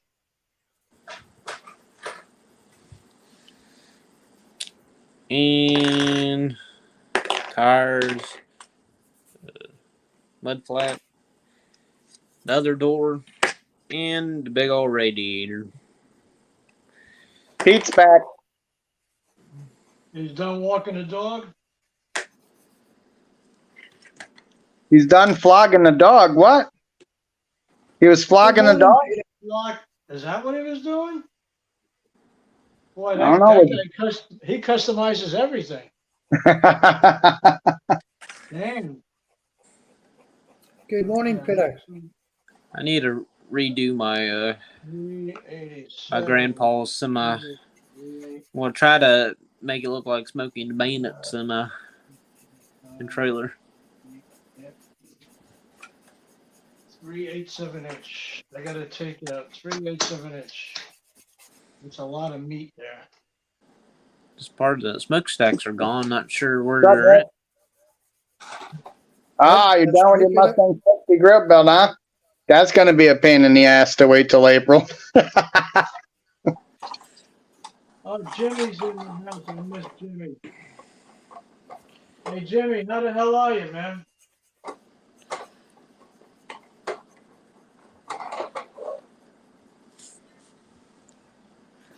Your equipment doesn't work right on lives. Huh? He says his equipment doesn't work right on lives. He needs an upgrade. You got a tablet, Fred? Hey, Jimmy, man, I love that Volkswagen. That thing was badass. Yeah, Yes, it was. Awesome. I love that patina, man. Is that the crap, California wheels beetle. is that the way you did the weathering, Jimmy? Is that the varnish that you use or whatever, or what? Yeah, What is that? yeah, it's a secret sauce. Yeah, secret sauce. Yeah. Everybody got secret sauce.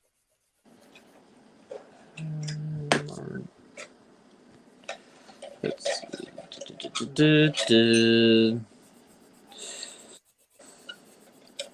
Okay, so you went there. Then that means. All right, Jonathan, we don't need a narration of what you're doing. Yes.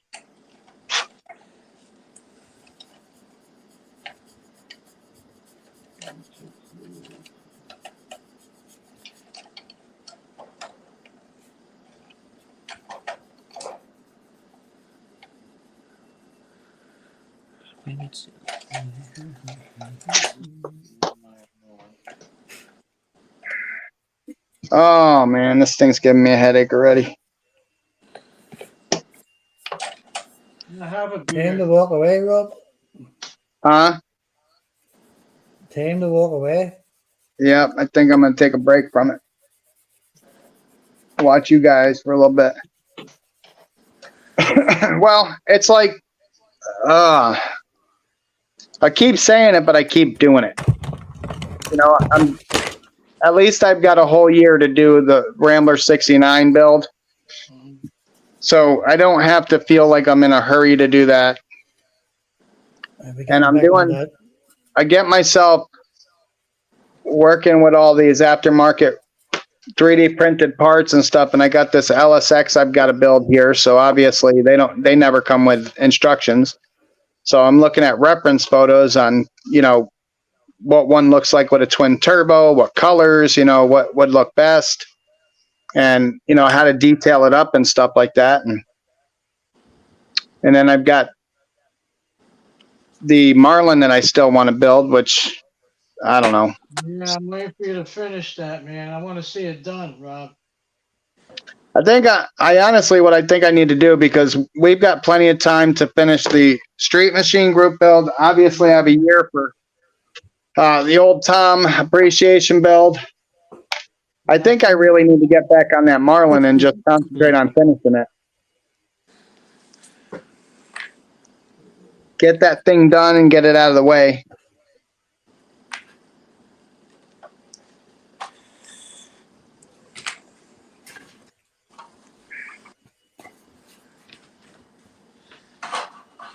Get her done. Usually for me, when it comes to group builds, it's like about roughly like soon as it starts, about anywhere from about 3 days to a week. I start on it and then I get it done and then I just move on. When it comes to group builds, Well, Jonathan, a lot of us put a lot of extra stuff into the builds that we're building. That's why. And sometimes we're making serious modifications to the builds that take a lot of fabrication, a lot of scratch building sometimes. So it doesn't always go the way you intend it to go. And you can't rush through it, or else it looks like a cobbled shit job. And that's what we're trying to avoid.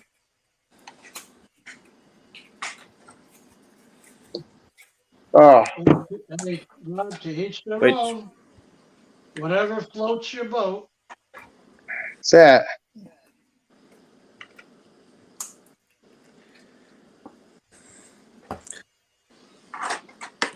but honestly, that 57 Nomad, that'll probably be done before or either before or during the week of Thanksgiving, probably. Yeah.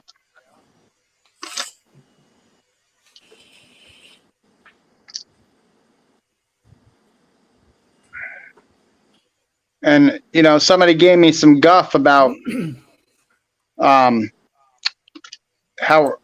early I announced a group build, but I do that on purpose in case somebody doesn't have a kit, gives people time to finish up other group builds that they're participating in. That's, Opportunity to, that's a smart thing to do. I did the same thing with my my group build. It starts January 1st. I gave everybody notice in December. yeah, That it was coming. you know, that way, you know, I've got some aftermarket stuff I got to order for that car that I'm going to do. I'm going to do some different wheels and stuff like that. And I want to have time to order the wheels and get them in. I want everybody to, you know, get done with the other ones. Obviously, I'm still waiting to see what the USAC group build's going to be. If it's a 48 Ford that we know Matthew likes, I'm bowing out. I'm not going to build a 48 Ford. But somebody, I think it was Terry Wilson, that said he had a feeling by watching Matthew's content, he was going to pick the old Sport 42. Well, if he picks the old Sport 442, you know dang well I'm not going to be able to pass that one up. I'm going to have to build that. That's a kit that I've been wanting to build. Yeah, 442. Yeah. Yep. Popular, So. popular color. Yeah.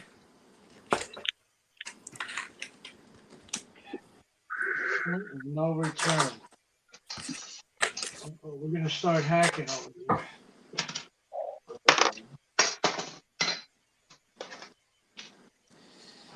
here.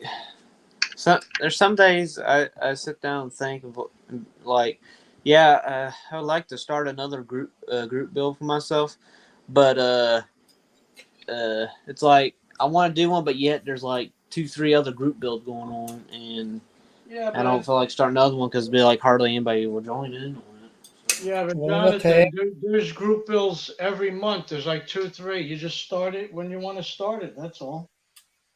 Yep. And then if people want to participate, they'll participate. If they don't, they don't. Group bills are always going to overlap each other no matter what. So, and I noticed that there's been more group bills in the last couple of years. I mean, everybody's sponsoring a group bill now or hosting a group bill. That's why that one that Mike and I did for under 1,000, that was a one-off thing that we wanted to do. That was a cool And idea. we're only going to do that one time as far as I'm concerned. I don't think he's got any plans to do another one. He asked me if I would help him host it, so I helped him host it. But as far as I'm concerned, the only group build that I'm ever going to host is most likely the Fat Fender Spins and Chrome. Oh, that's your baby right there, you know? My baby. That's your baby. I've hosted like I think 3 group builds. Like my very first one I did in November last year and went until December. I did a movie car group build and only had 2 people join in on that, Leon and Big Eddie. I think sometimes when it comes to group builds, timing, number one, timing is important on them. And number 2 is it a well thought out group build? I mean, is it something that's going to capture everybody's interest or what? You know? Then I did a truck group build, which I think only one person joined in on that. I did that, I think, this past February. And then might have been, I think, April. All of April, I did a drag car group build. And I had, I think, about 10 people that at least that I know of. There might have been more join in on that one. All right. So you got to consider, okay? And I'll tell you, because I remember your group builds. Your timing on your group builds, and even though Dan says, yeah, there's group builds every month, he's right. There's group builds every month. There's group builds all over the place. But sometimes you jump in when there's like 2, 3 intersecting group builds at a time. And like when you were doing your truck, I think we were in the middle of the Pro Street group build. We were in the middle of Fat Fender Spins and Chrome. And we were in the middle of the USAC group build, and we were all building the Roadrunner. And you did the same thing with the drag car, and we were all doing. I can't even remember what we were doing when you were doing a drag car. I think I did that in April, I believe. Yeah, So I can't remember what group builds was going on in April. I think you did the drag car. A decent amount joined. Mm-hmm. Yep. And you got to pick a genre that people are going to enjoy. And it's good to have a theme too. You got to think it out, Jonathan. Yeah, definitely. Don't just pick a kit because you're going to build. Oh, I'm going to build this '60 Chevy truck. Oh, you know what? Let's have a truck group build. Think about what you want to do, and don't just limit it. Don't just limit it to trucks. Say, I don't know, 55 to 70 trucks or something like that, or street trucks, modified street trucks or lifted trucks or something like the mud trucks, that type of stuff. Give them a direction. Yeah, after I created that truck group build, after it was done over with, I think I was sitting there like, why did I even create this group build? Anyways, what was I thinking? Sometimes it takes a little while to get people involved. You can't let that discourage you. You got to get your feet wet. Once you find a group build that you find that everyone likes, make it an annual thing. That would be good. I mean, I don't know if anybody likes the Fat Fender Spins and Chrome, but I guess some participants. I don't know. I might do my since my drag car group build I did so well compared to the first 2. I might do that again.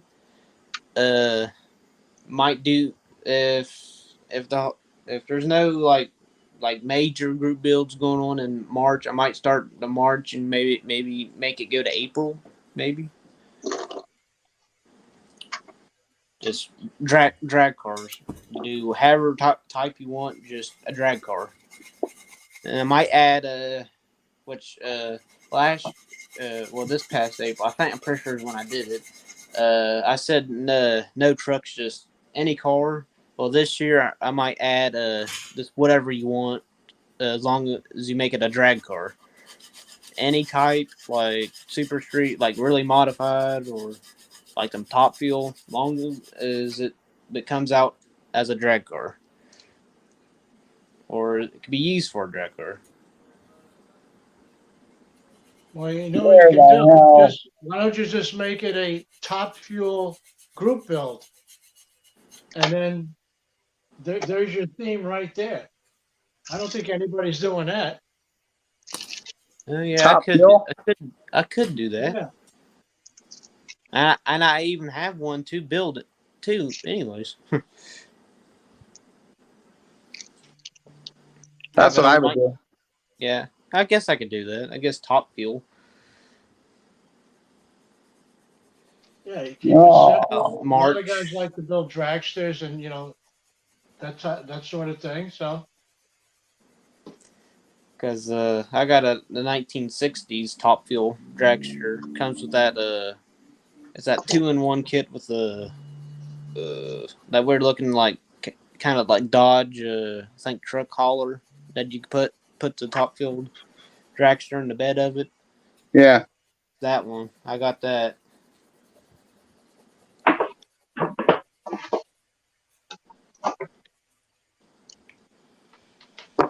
Zoom in on what, Pete? What would you like me to zoom in on? the pimple on your ass. One with Where'd a Seamus hole. go? He's scratching his ass.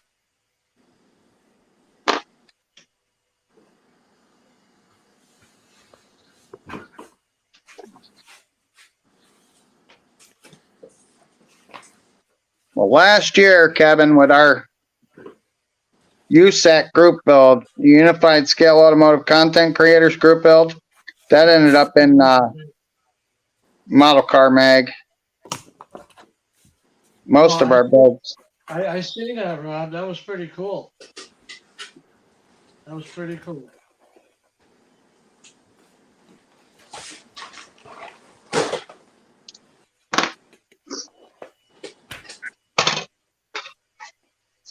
This thing is gonna give me a headache. This thing's gonna kill me, yeah. Actually, you know what? I guess I'll go with the carb sticking out of the hood on the Nomad.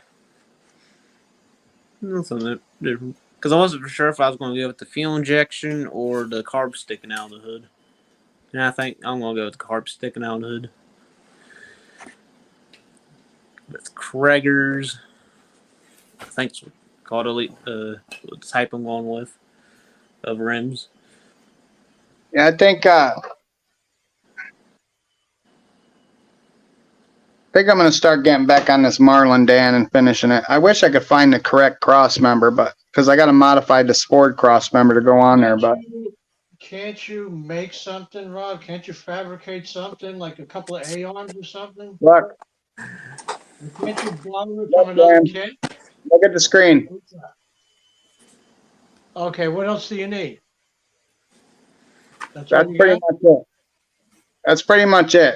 So those are two Hold on. Ford lower A arms. You know what? They're off a 70 Torino. I got a bunch of, I don't know if it's the right track. I got a shitload of A-arms I don't use in here. Hold on. So the Ford lower A arms are probably the closest to an AMC. The way this was set up. I got a gluey. I got a 55. I got cross members here. I got A-arms. Yeah. Can you see that? Yeah. Can you use something like that? Yeah, I've been through all that, and the Ford lower A arms and the way that it's set up is the closest that I'm gonna get to making this look correct. I was talking to George Woods. George Woods is Sean's friend. Sean welcomes his friend. And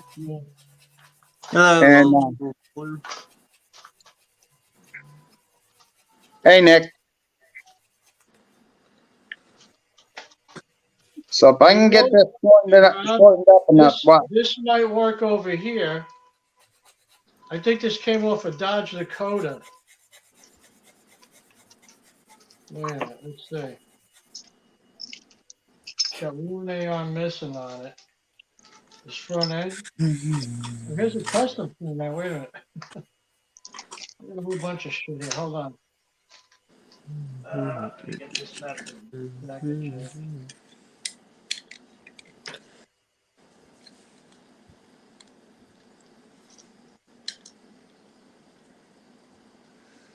You see that, Rob? Yeah. It's a chrome piece. It says 57 Chevy on it.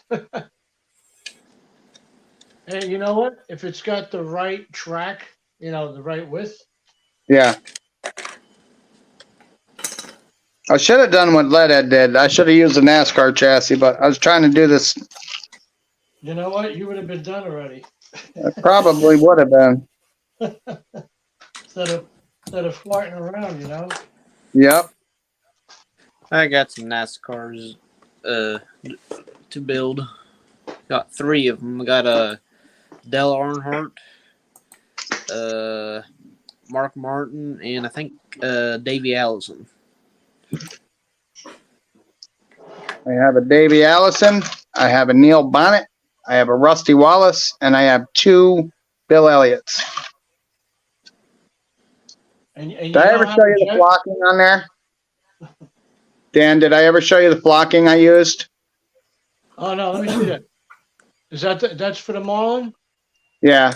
I love that color, man. That is cool. I'm hoping it works. No, it is gonna work. You need a bright when you got a hard top, man. You need a bright interior. You need a contrasting color. All right. Oh, that definitely works, man. That's cool. Yeah. That's For my nice. for my interior, for my El Camino, I'm not sure if I should go all white or do like a 2-tone of orange and white. Go with the 2-tone. Yeah. Maybe like what would look better? Like the dash All right, Daniel. being like orange and like What's up, seats Dan? be like white. Munchkin Man's in the house. All right, Triple M grasshopper. Triple M Grasshopper. Yeah.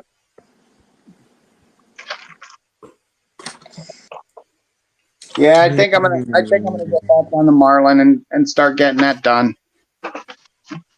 Try to get that done by November. I still haven't made a decision whether I'm gonna bring anything to the NNL in November in Detroit. But thanks, Pete. Yeah, I got that from so Rick over at Rusty Rotor. He mentioned this company, and I went over there and I bought a bunch of flocking, cheap, like really cheap. And so I got them. Yeah, just I got Not that stuff that they use on their nails, right? In these nail salons, it's the real deal, right? Yeah. It's like powdery, very powdery. Yeah, it's Yeah. just you get a lot. It's kind of surprising how big the bags are and how cheap they are. And then how much you pay for the Ken's Fuzzy fur that's only like, a quarter of an ounce or whatever it is. You get nothing in there. Yeah. It's like it's like a quarter ounce of flocking, and they want $4 for it, $5 for it. Where you can buy 2 ounces, of the flocking, a bag of flocking for like $3. It's well worth it. Oh yeah. Okay, I got an idea for the 2-tone for the interior. Think about with the dash, probably maybe have it white, and where the gauges in the glove box have that orange. What is going to be your primary body color? Orange. Then do the dash orange. because and you could do the dash top a different color, but everything else you got to remember a 59 dash is going to be all metal except for the dash pad on the top. Uh-huh. So then you would want to do a different color orange if you were going to keep it an orange color. You know what I'm saying? Or you could do the dash pad white and then the rest of it. This is what we do when we build models, Jonathan.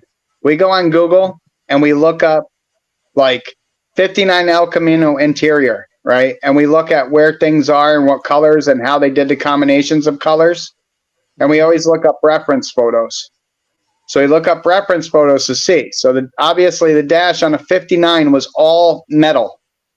And generally they were painted body color. So start there and look at how they did that, and then you'll be able to come up with a nice combination. And Jonathan, go to Pinterest. They're awesome. Good reference material there. Yeah, it's a good site, Don. Because what I Kevin, I'm not that frugal, man. I'm not that frugal. Because what I was gonna do, have like white, where the gauges and glove box was orange, and probably have the seats and the floorboard orange with white door panels and the back of it. That's what I was gonna do. But Yeah, I could look at some reference photos and yeah, that's what I would do. Look at some reference photos. You might come across something that you really dig. Because orange body with the white roof and white tonneau cover.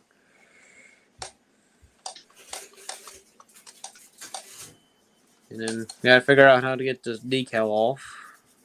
Yeah, that's what I did, Dan. I can't even, I don't even know how many colors I got. I got so many.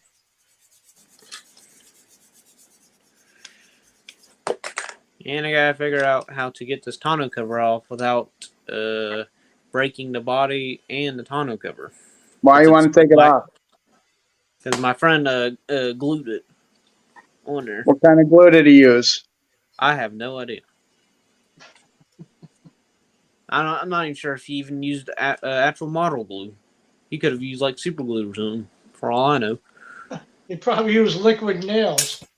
That shit ain't going nowhere. No?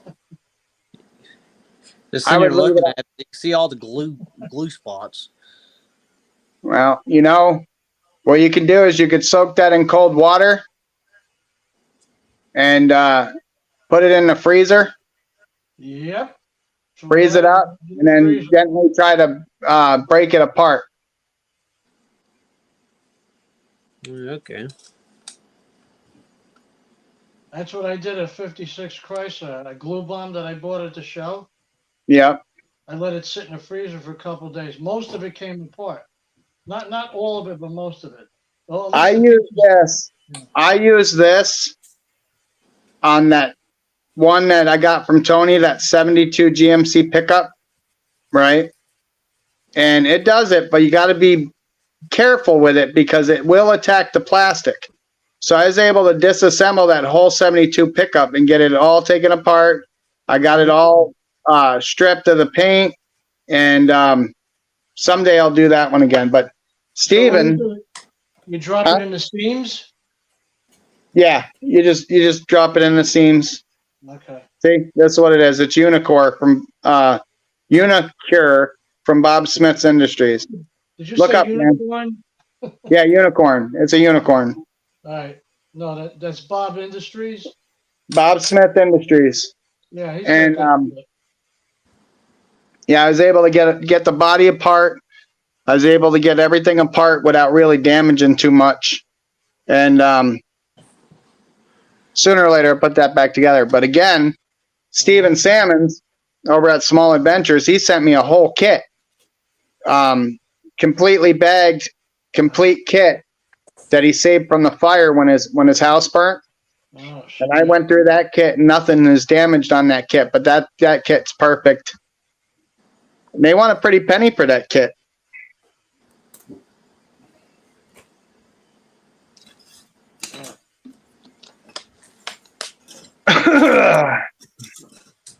Oh, Lordy B.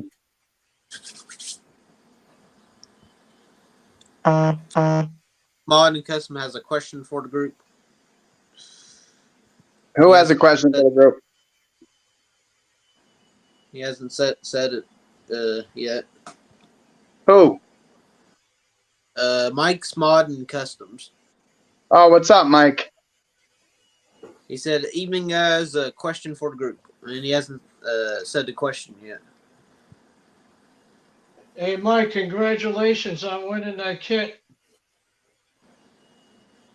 I've It only was a just win. started tonight, Daniel. I don't know hard spelling just yet. I wanted a dang t-shirt.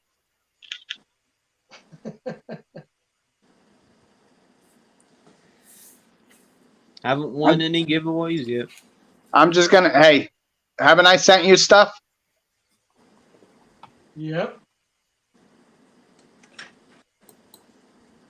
You didn't even have to win a giveaway.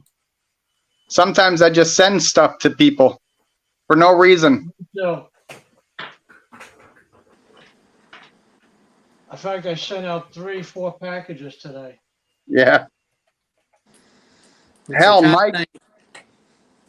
I set up Mike. Mike needs a compressor, but I sent Mike a beginner's airbrush, a Pache beginner's airbrush, and he's stuck on the damn rattle cans, and Oh, him too, yeah. he buys more kits instead of going and buying a damn air compressor.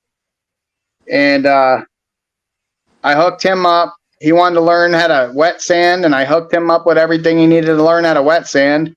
He started wet sanding one day, red paint, and he was, it's turning pink. It's supposed to, man. It's supposed to. You didn't get a gold credit, yeah. That's right. And then I set Nick up with a bunch of stuff. And he was looking for that 56. I sent him a 56. I tried sending Jonathan a kit one day and he turned me down, Dan. Can you believe that? What the hell is wrong with him? Yeah, I was like, I was gonna- turning down a kit. I was going to send you, Never Hey, turned down a I was kit. going to send you the Dodge pickup truck. I And you remember turned now. around and said, well, Mopar Nut's going to send me one. I'm all right. Well, okay then. Never refuse. You know what? You refuse, you lose. That's it. Well, that's only because you've never used an airbrush yet, Nick. You start using an airbrush, and I'm telling you, boy, it's gonna change the way you do things. Okay, let's see. Yeah. I still use rattle cans, but I try to do most of my bodied stuff with the airbrush. I tell you, once you start using an airbrush, no one will be able to take that thing out of your hands. I'm telling you. It's yours to keep. Yeah, it's what the viewer I met at the car show and model car contest. He's telling me, like, go down to Harbor Freight, get your airbrush and all that. And once you start getting used to it, you won't ever go back to a route. I'm gonna show you something. I'm gonna show you something, Jonathan, and then I want you to go back, way back in my videos, and I want you to look when I sprayed the GT350 the first time. Way back. Hold on, I'll be right back. Okay.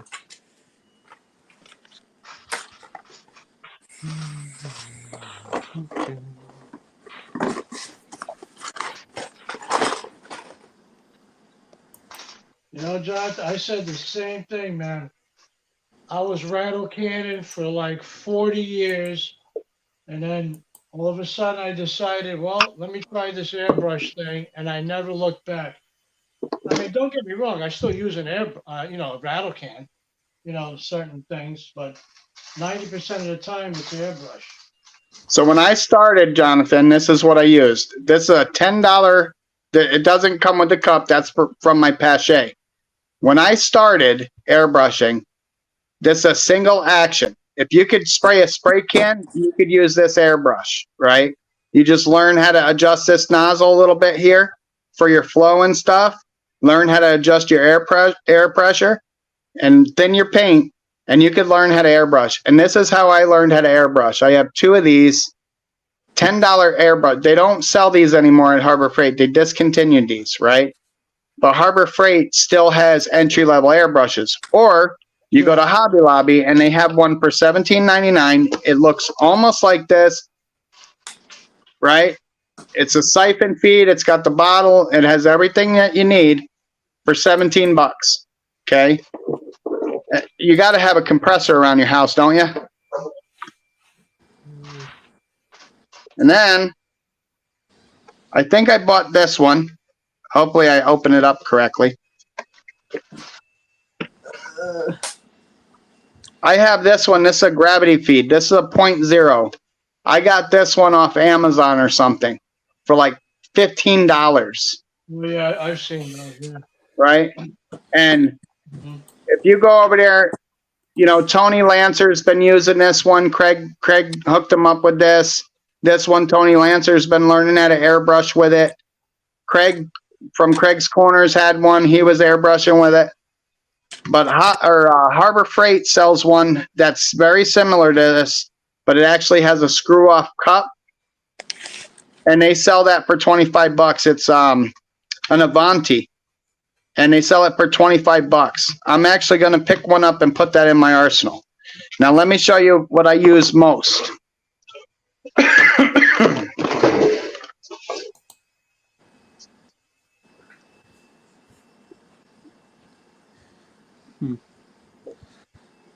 No, I guess maybe when I use all the paint that's in the spray cans that I have, then maybe I might get an airbrush.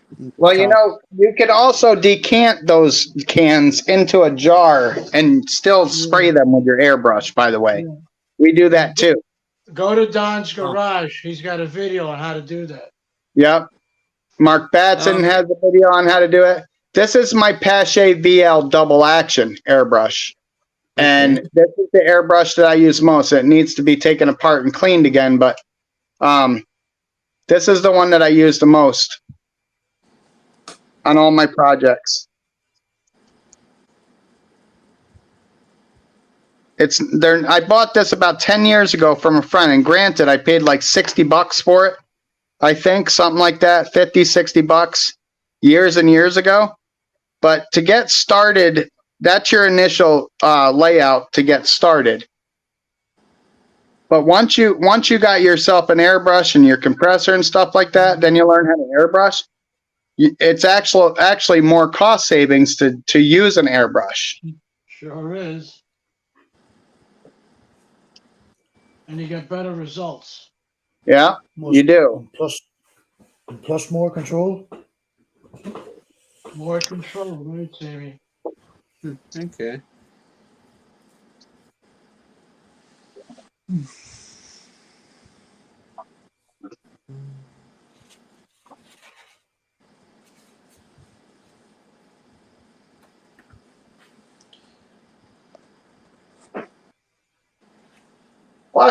Plus, you could do it indoors if you get the right spray booth and ventilation.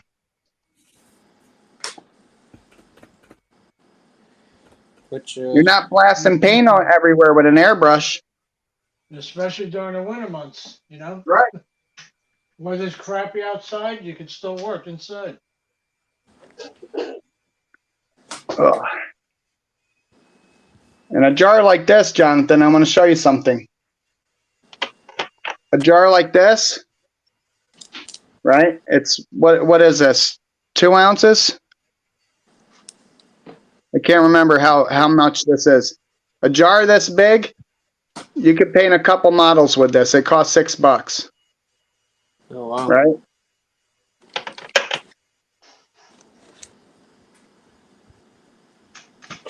Or you could use stuff like this too, and these cost a few bucks. They're the Vallejo model color, and they have the Model Air colors and stuff. This is like an acrylic, right? And these paints lay so smooth, and if you thin them down a little bit and you airbrush them, man. Okay. And of course, you could still use the old school testers. You thin it 50-50 with lacquer thinner, and you could spray those through the airbrush too. You have a lot more options when you use an airbrush than when you use rattle cans. And you can mix your own colors too. And you can mix your own colors. Yeah. You run out of colors, just mix them. Okay.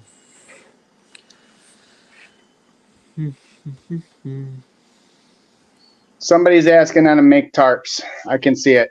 PVA, white glue, and tissues. Okay, Kevin. Yes. That's what I got here. That's what these are for. Gonna make some blue tarps. PVA glue, watered down. Yeah. Fun.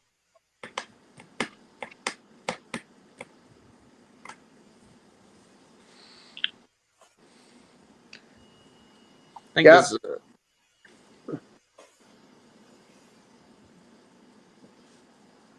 I hear static. Why do I hear That's right, static? Kevin. That's what I did, Kevin. When I first got my airbrush, I didn't know what the hell I was doing. I bought a couple of poster boards at the craft store. Yeah. I threw some paint and I just started practicing. And then one thing I did when I first bought my airbrush, I disassembled it a few times. And I Yep. do that with all air. Every time I get a new airbrush, I get a diagram and I completely disassemble it. Because you got to Yep. know the inner workings of your brush. Because sooner or later, I don't care what airbrush you buy, you're going to have an issue now and then, you know. Oh yeah. And you got to learn how to, disassemble it and, rectify that issue that you have with the brush. So you got to be able to know how to take it apart and assemble it, disassemble it. Yep. Absolutely. yeah, I got a Fox Buddy Mustang that I'm gonna redo that I got at a flea market. Paid $3 for it.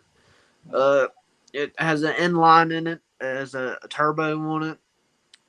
I'm not sure what year it is or what kit it is. I know it's molded in gray, a gray color.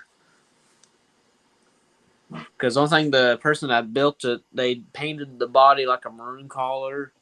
They did a little bit of paint on the engine compartment, and then they put it all together. I already got the windshield out from it. They even glued the hood on it too. Got it off. Think about painting it maybe like a cherry red, maybe with a black interior. Don't know. Maybe white. We'll try to redo the motor and the frame and exhaust. I can't wait to get into this stuff, Dan. What? Alclad? Yeah, I got Alclad exhaust, manifold, magnesium. I got Oh, those are like all those metal colors, right? or aluminum.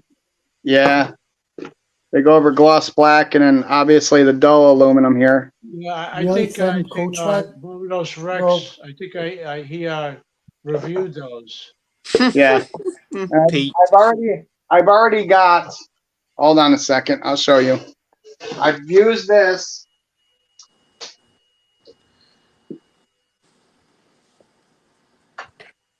Oh shit, I didn't realize.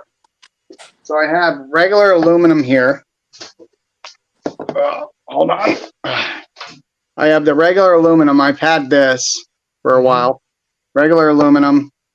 Then this is the polished aluminum. And believe it or not, this looks better than their chrome. And here's their chrome. So when I did the USAC build, I used the chrome for the bumpers and stuff. Yeah. And when you do it over to gloss black and stuff, what I was noticing is more like a black chrome. You know, it has a very dark tint to it. And when I did the polished aluminum, the polished aluminum that kind of finish, that black chromish look. It depends on what, but it looks pretty cool. I like that finish. Yeah. So when I was doing the USAC build, and I did the bumpers on there and stuff, I did the chrome, regular chrome, and I didn't really like the way it looked. But I was doing, what the hell was I doing? And I used the polished aluminum on something. Maybe it was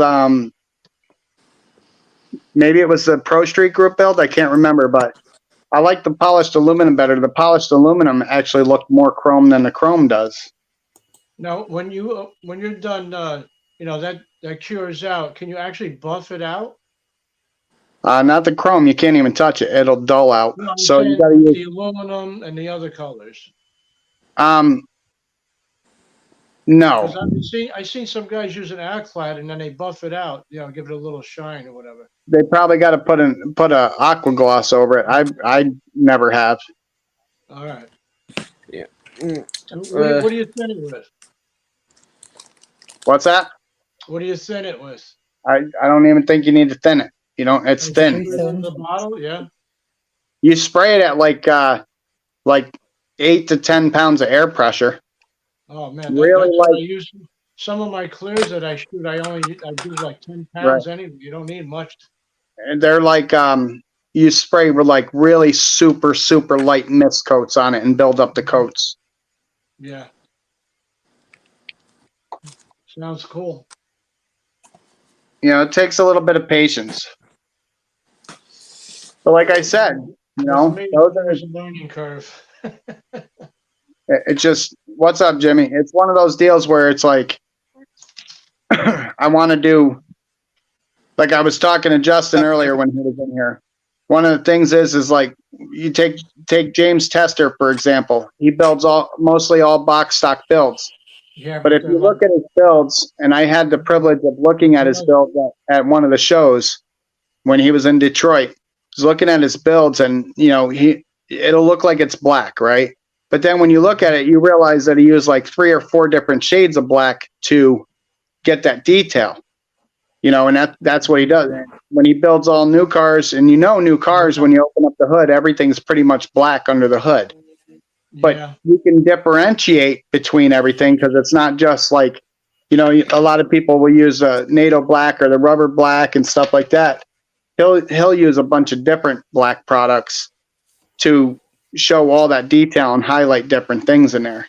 Yeah, it's all about the technique, Yeah. I mean, you can build box stock and make it look like $1 million, So like, I actually met the guy at the NNLE show. yeah, he's a good guy. Tall as hell.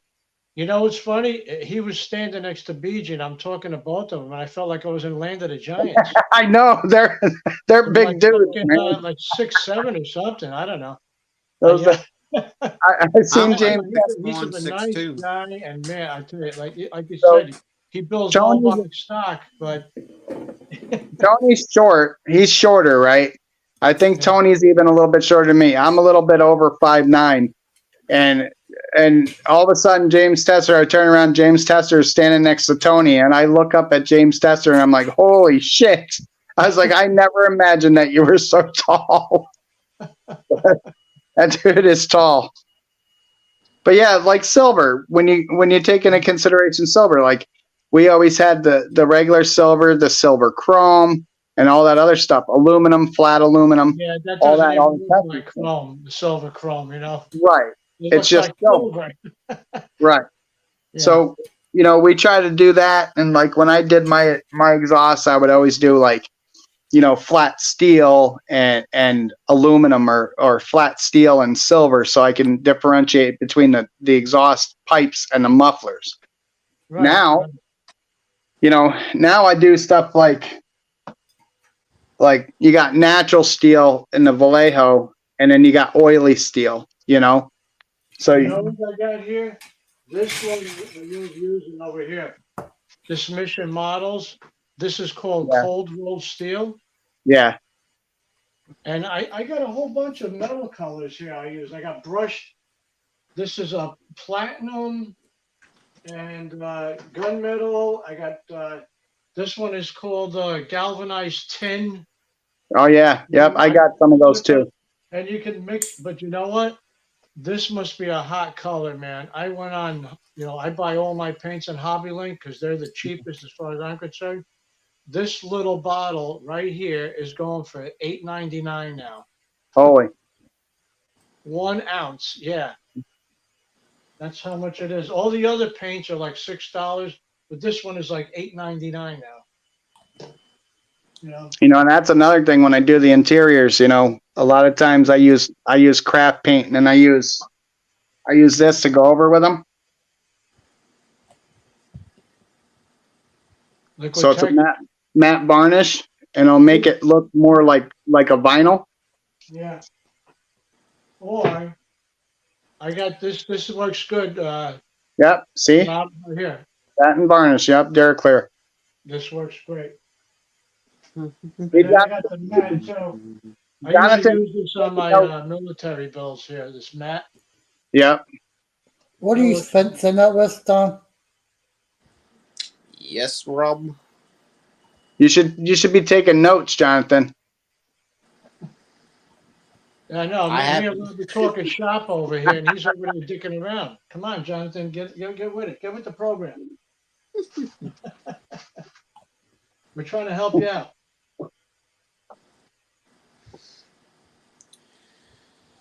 Tips and techniques.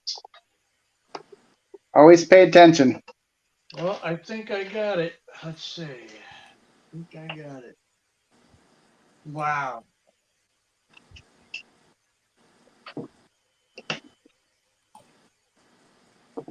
Look at that. We modified the whole front suspension. Nice. Nice looking.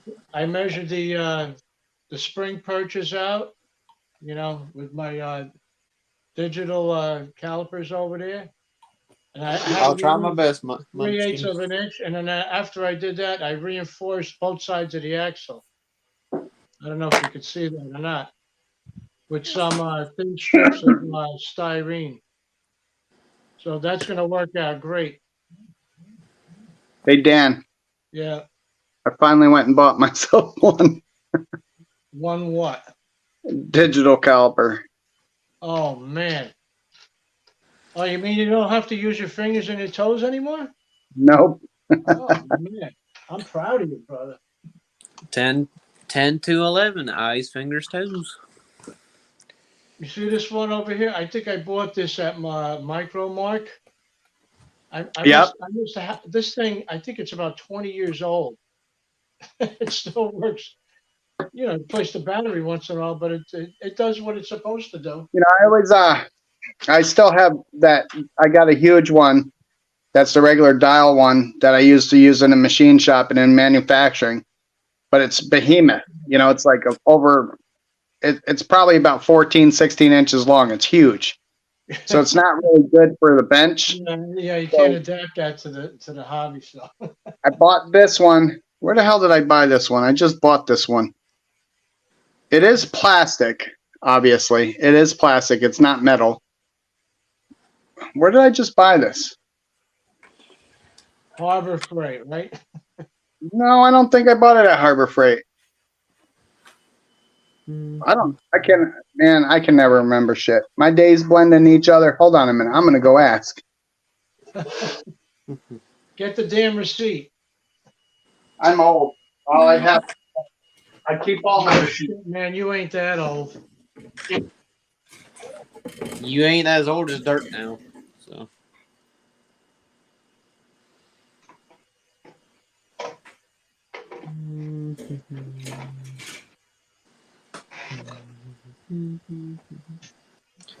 Yeah, I might go black interior for the Chevy Nomad. I bought it at Tractor Supply. Oh shit! I got one of those by where I go to Lowe's. It's right next door to Lowe's. Yeah. Yeah. What do they have in that place anyway? Because I passed it, but I never went in there. It's farm and ranch stuff. Anyway, Farm and ranch, animal feed, lawn and garden stuff. Well, yeah, I see they got bird seed and all that other shit, right? Yeah. They got plants, trees, Yeah. Okay. fencing. It's a redneck's paradise. That's right, y'all. Yeah, ever since I moved to Southern Delaware, man, I'm starting to say, hey, y'all, how you doing, y'all? Y'all doing Oh, good? my. Yeah.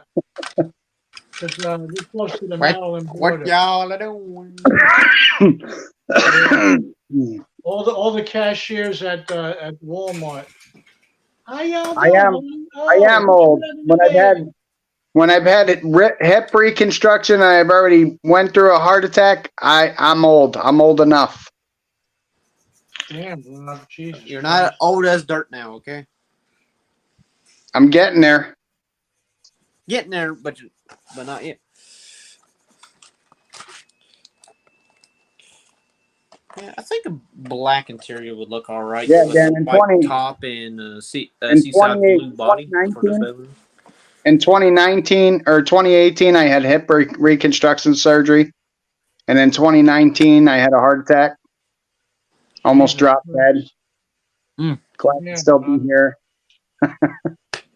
Man, you fucking dodged a bullet, brother. I had to, I had a widowmaker too. One of my arteries was blocked 99%, and the other one was like 97%. And I was having a heart attack for 16 hours, didn't know it. And I asked the cardiologist when he was trying to explain to me, he's like, you know what's going on? I was like, nope. And I just said, am I going to die? And he was like, you will if we don't go do surgery right now. So, needless to say, you know, Damn, Rob.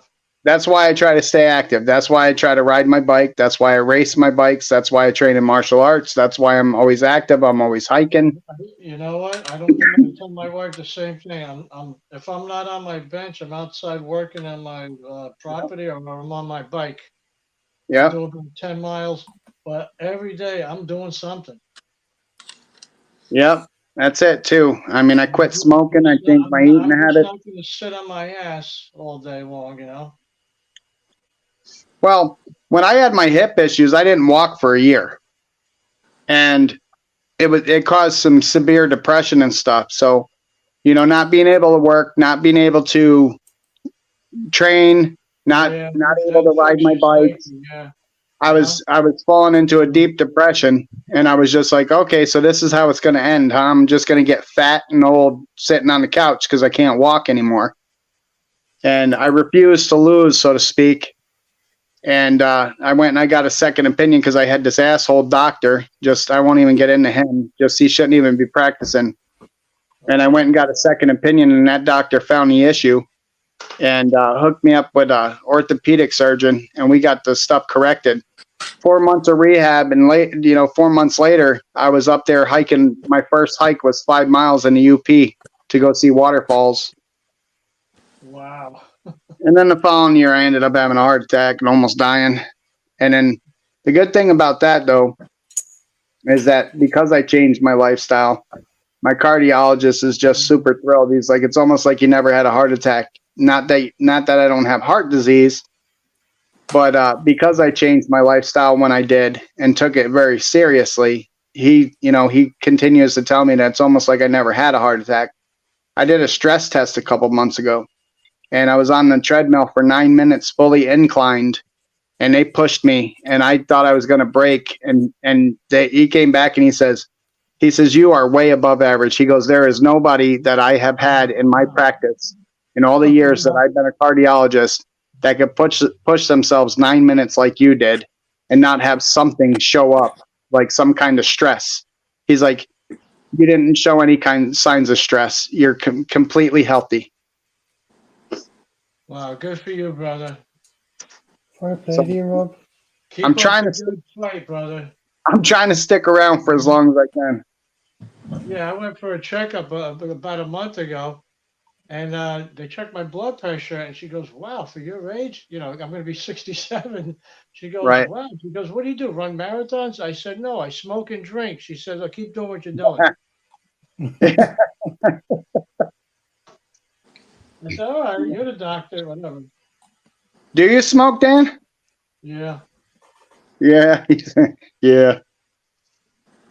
I had to quit. That was a deciding factor. When I had the heart attack, I quit. So I know all my friends that I worked with, as soon as they were diagnosed with something, they just stopped. I said, Jesus Christ, you smoking since you were 12 years old. You're going to stop now? Lewis said his heart was. Yeah. Well, it's me too. You're gonna die for something. When Project I die, Go in the house. when I die, I'm gonna die with a smile on my face. Right. I smoked 2 packs a day. I know guys who dropped dead from heart attacks. They were 29 years old. They were overweight, they were obese, or whatever. They had underlying conditions. You know, God's going to take it. He's going to take it, man. That's it. You know, That's true. It is. he called your number. Then you got to go. You know, Right. And that it is. I smoke 2 packs a day. You know, and my problem is that my uncle smoked 4 packs a day. He was a draftsman for the Port Authority in New York, New Jersey. And I don't know how they, well, that was back in the 70s. You can do anything you want in a fucking office. yeah. I'm not going to smoke and I'm not going to drink. I don't know how to. Oh, you're gonna drink. You keep building models, you're gonna drink. Yep, it'll drive you to it. Yeah, there are going to be stressful moments, you know. It's going to happen. Oh man. Yeah. It's fucking crooked. What happened? Smoking is what did me, you know, that my arteries hardened up due to smoking and stuff like that. So now I've got perfect blood pressure. I'm not on blood pressure medication. I'm not on nothing but Lipitor. And Lipitor, I don't even have high cholesterol. The only reason why I'm on Lipitor, I'm on the lowest dose possible, and it is to keep my arteries flexible. Okay. All right. Yeah. One day I need to get me A bottle of Jack Daniels and some Coke. maybe the Coke. Hey, Jonathan, put that in an airbrush. See what happens. Uh, And yeah, and One healing day. fumes. Yeah. I'm gonna get me them maybe like 1 or 2 or maybe 3, however many is in that series of the model kits with the like the garage accessories, tools and stuff. I know one comes with a car lift. I'm gonna get that and have it sit out here as to add more to the Brock. Yeah, those types. You get one with the car lift and have the tool sitting out. Add more to the background instead of this flat, boring garage door with 2 windows and a painted toolbox. That's what this red is a toolbox. Toolbox with the big drawers in them. Doobie doobie doo. Scooby Dooby Doo, where are you?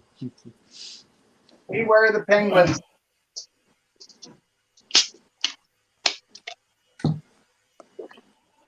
I could say something, but I won't. I'll keep it politically correct. There used to be very popular commercials for Bud Light back in the day with the penguins. Beware the penguins.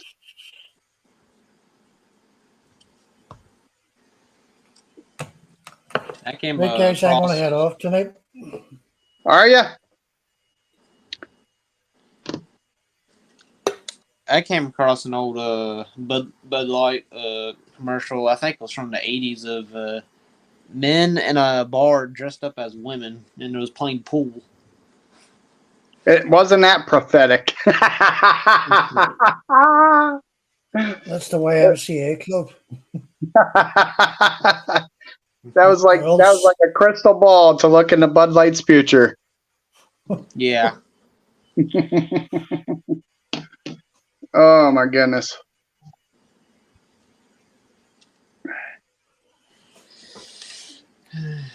If I saw a 10-year-old smoking, I'd smack their mother too.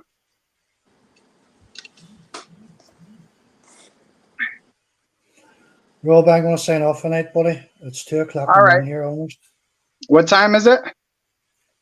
Got to 5 to 2 in the morning. 5 to 2. Do you ever sleep Yeah. anyway? No, but I'm going to grab something to eat here and get a coffee. I'm at this bench from 10 o'clock this morning. Oh, So we're 15 hours ago. So your ass must be hurting. 5 till Yep. 9 for my time. It's 5 till Yeah. 9. Yep, it's 5 to 9. We're probably going to sign off here anyway. Right, guys, we'll speak to you all later. Have a Oh, good wait. one. All right, Seamus. Thanks for stopping in. I'll probably wait till Dan gets back and then if he comes back. This live stream's been going on for almost 3 hours. Yeah. That's you They guys. They usually do. There he is. Okay, ladies and gentlemen, I'm out of here, man. Us too. You called it quits? All right, guys. Nice talking to everybody in the chat. Take All right. care. Good night, Dan. Okay, Rob. Jonathan, take care. All See right, ya. y'all take care too. All right, Kevin, Pete, everybody in the chat. We're going to sign off and say goodnight. So, sayonara.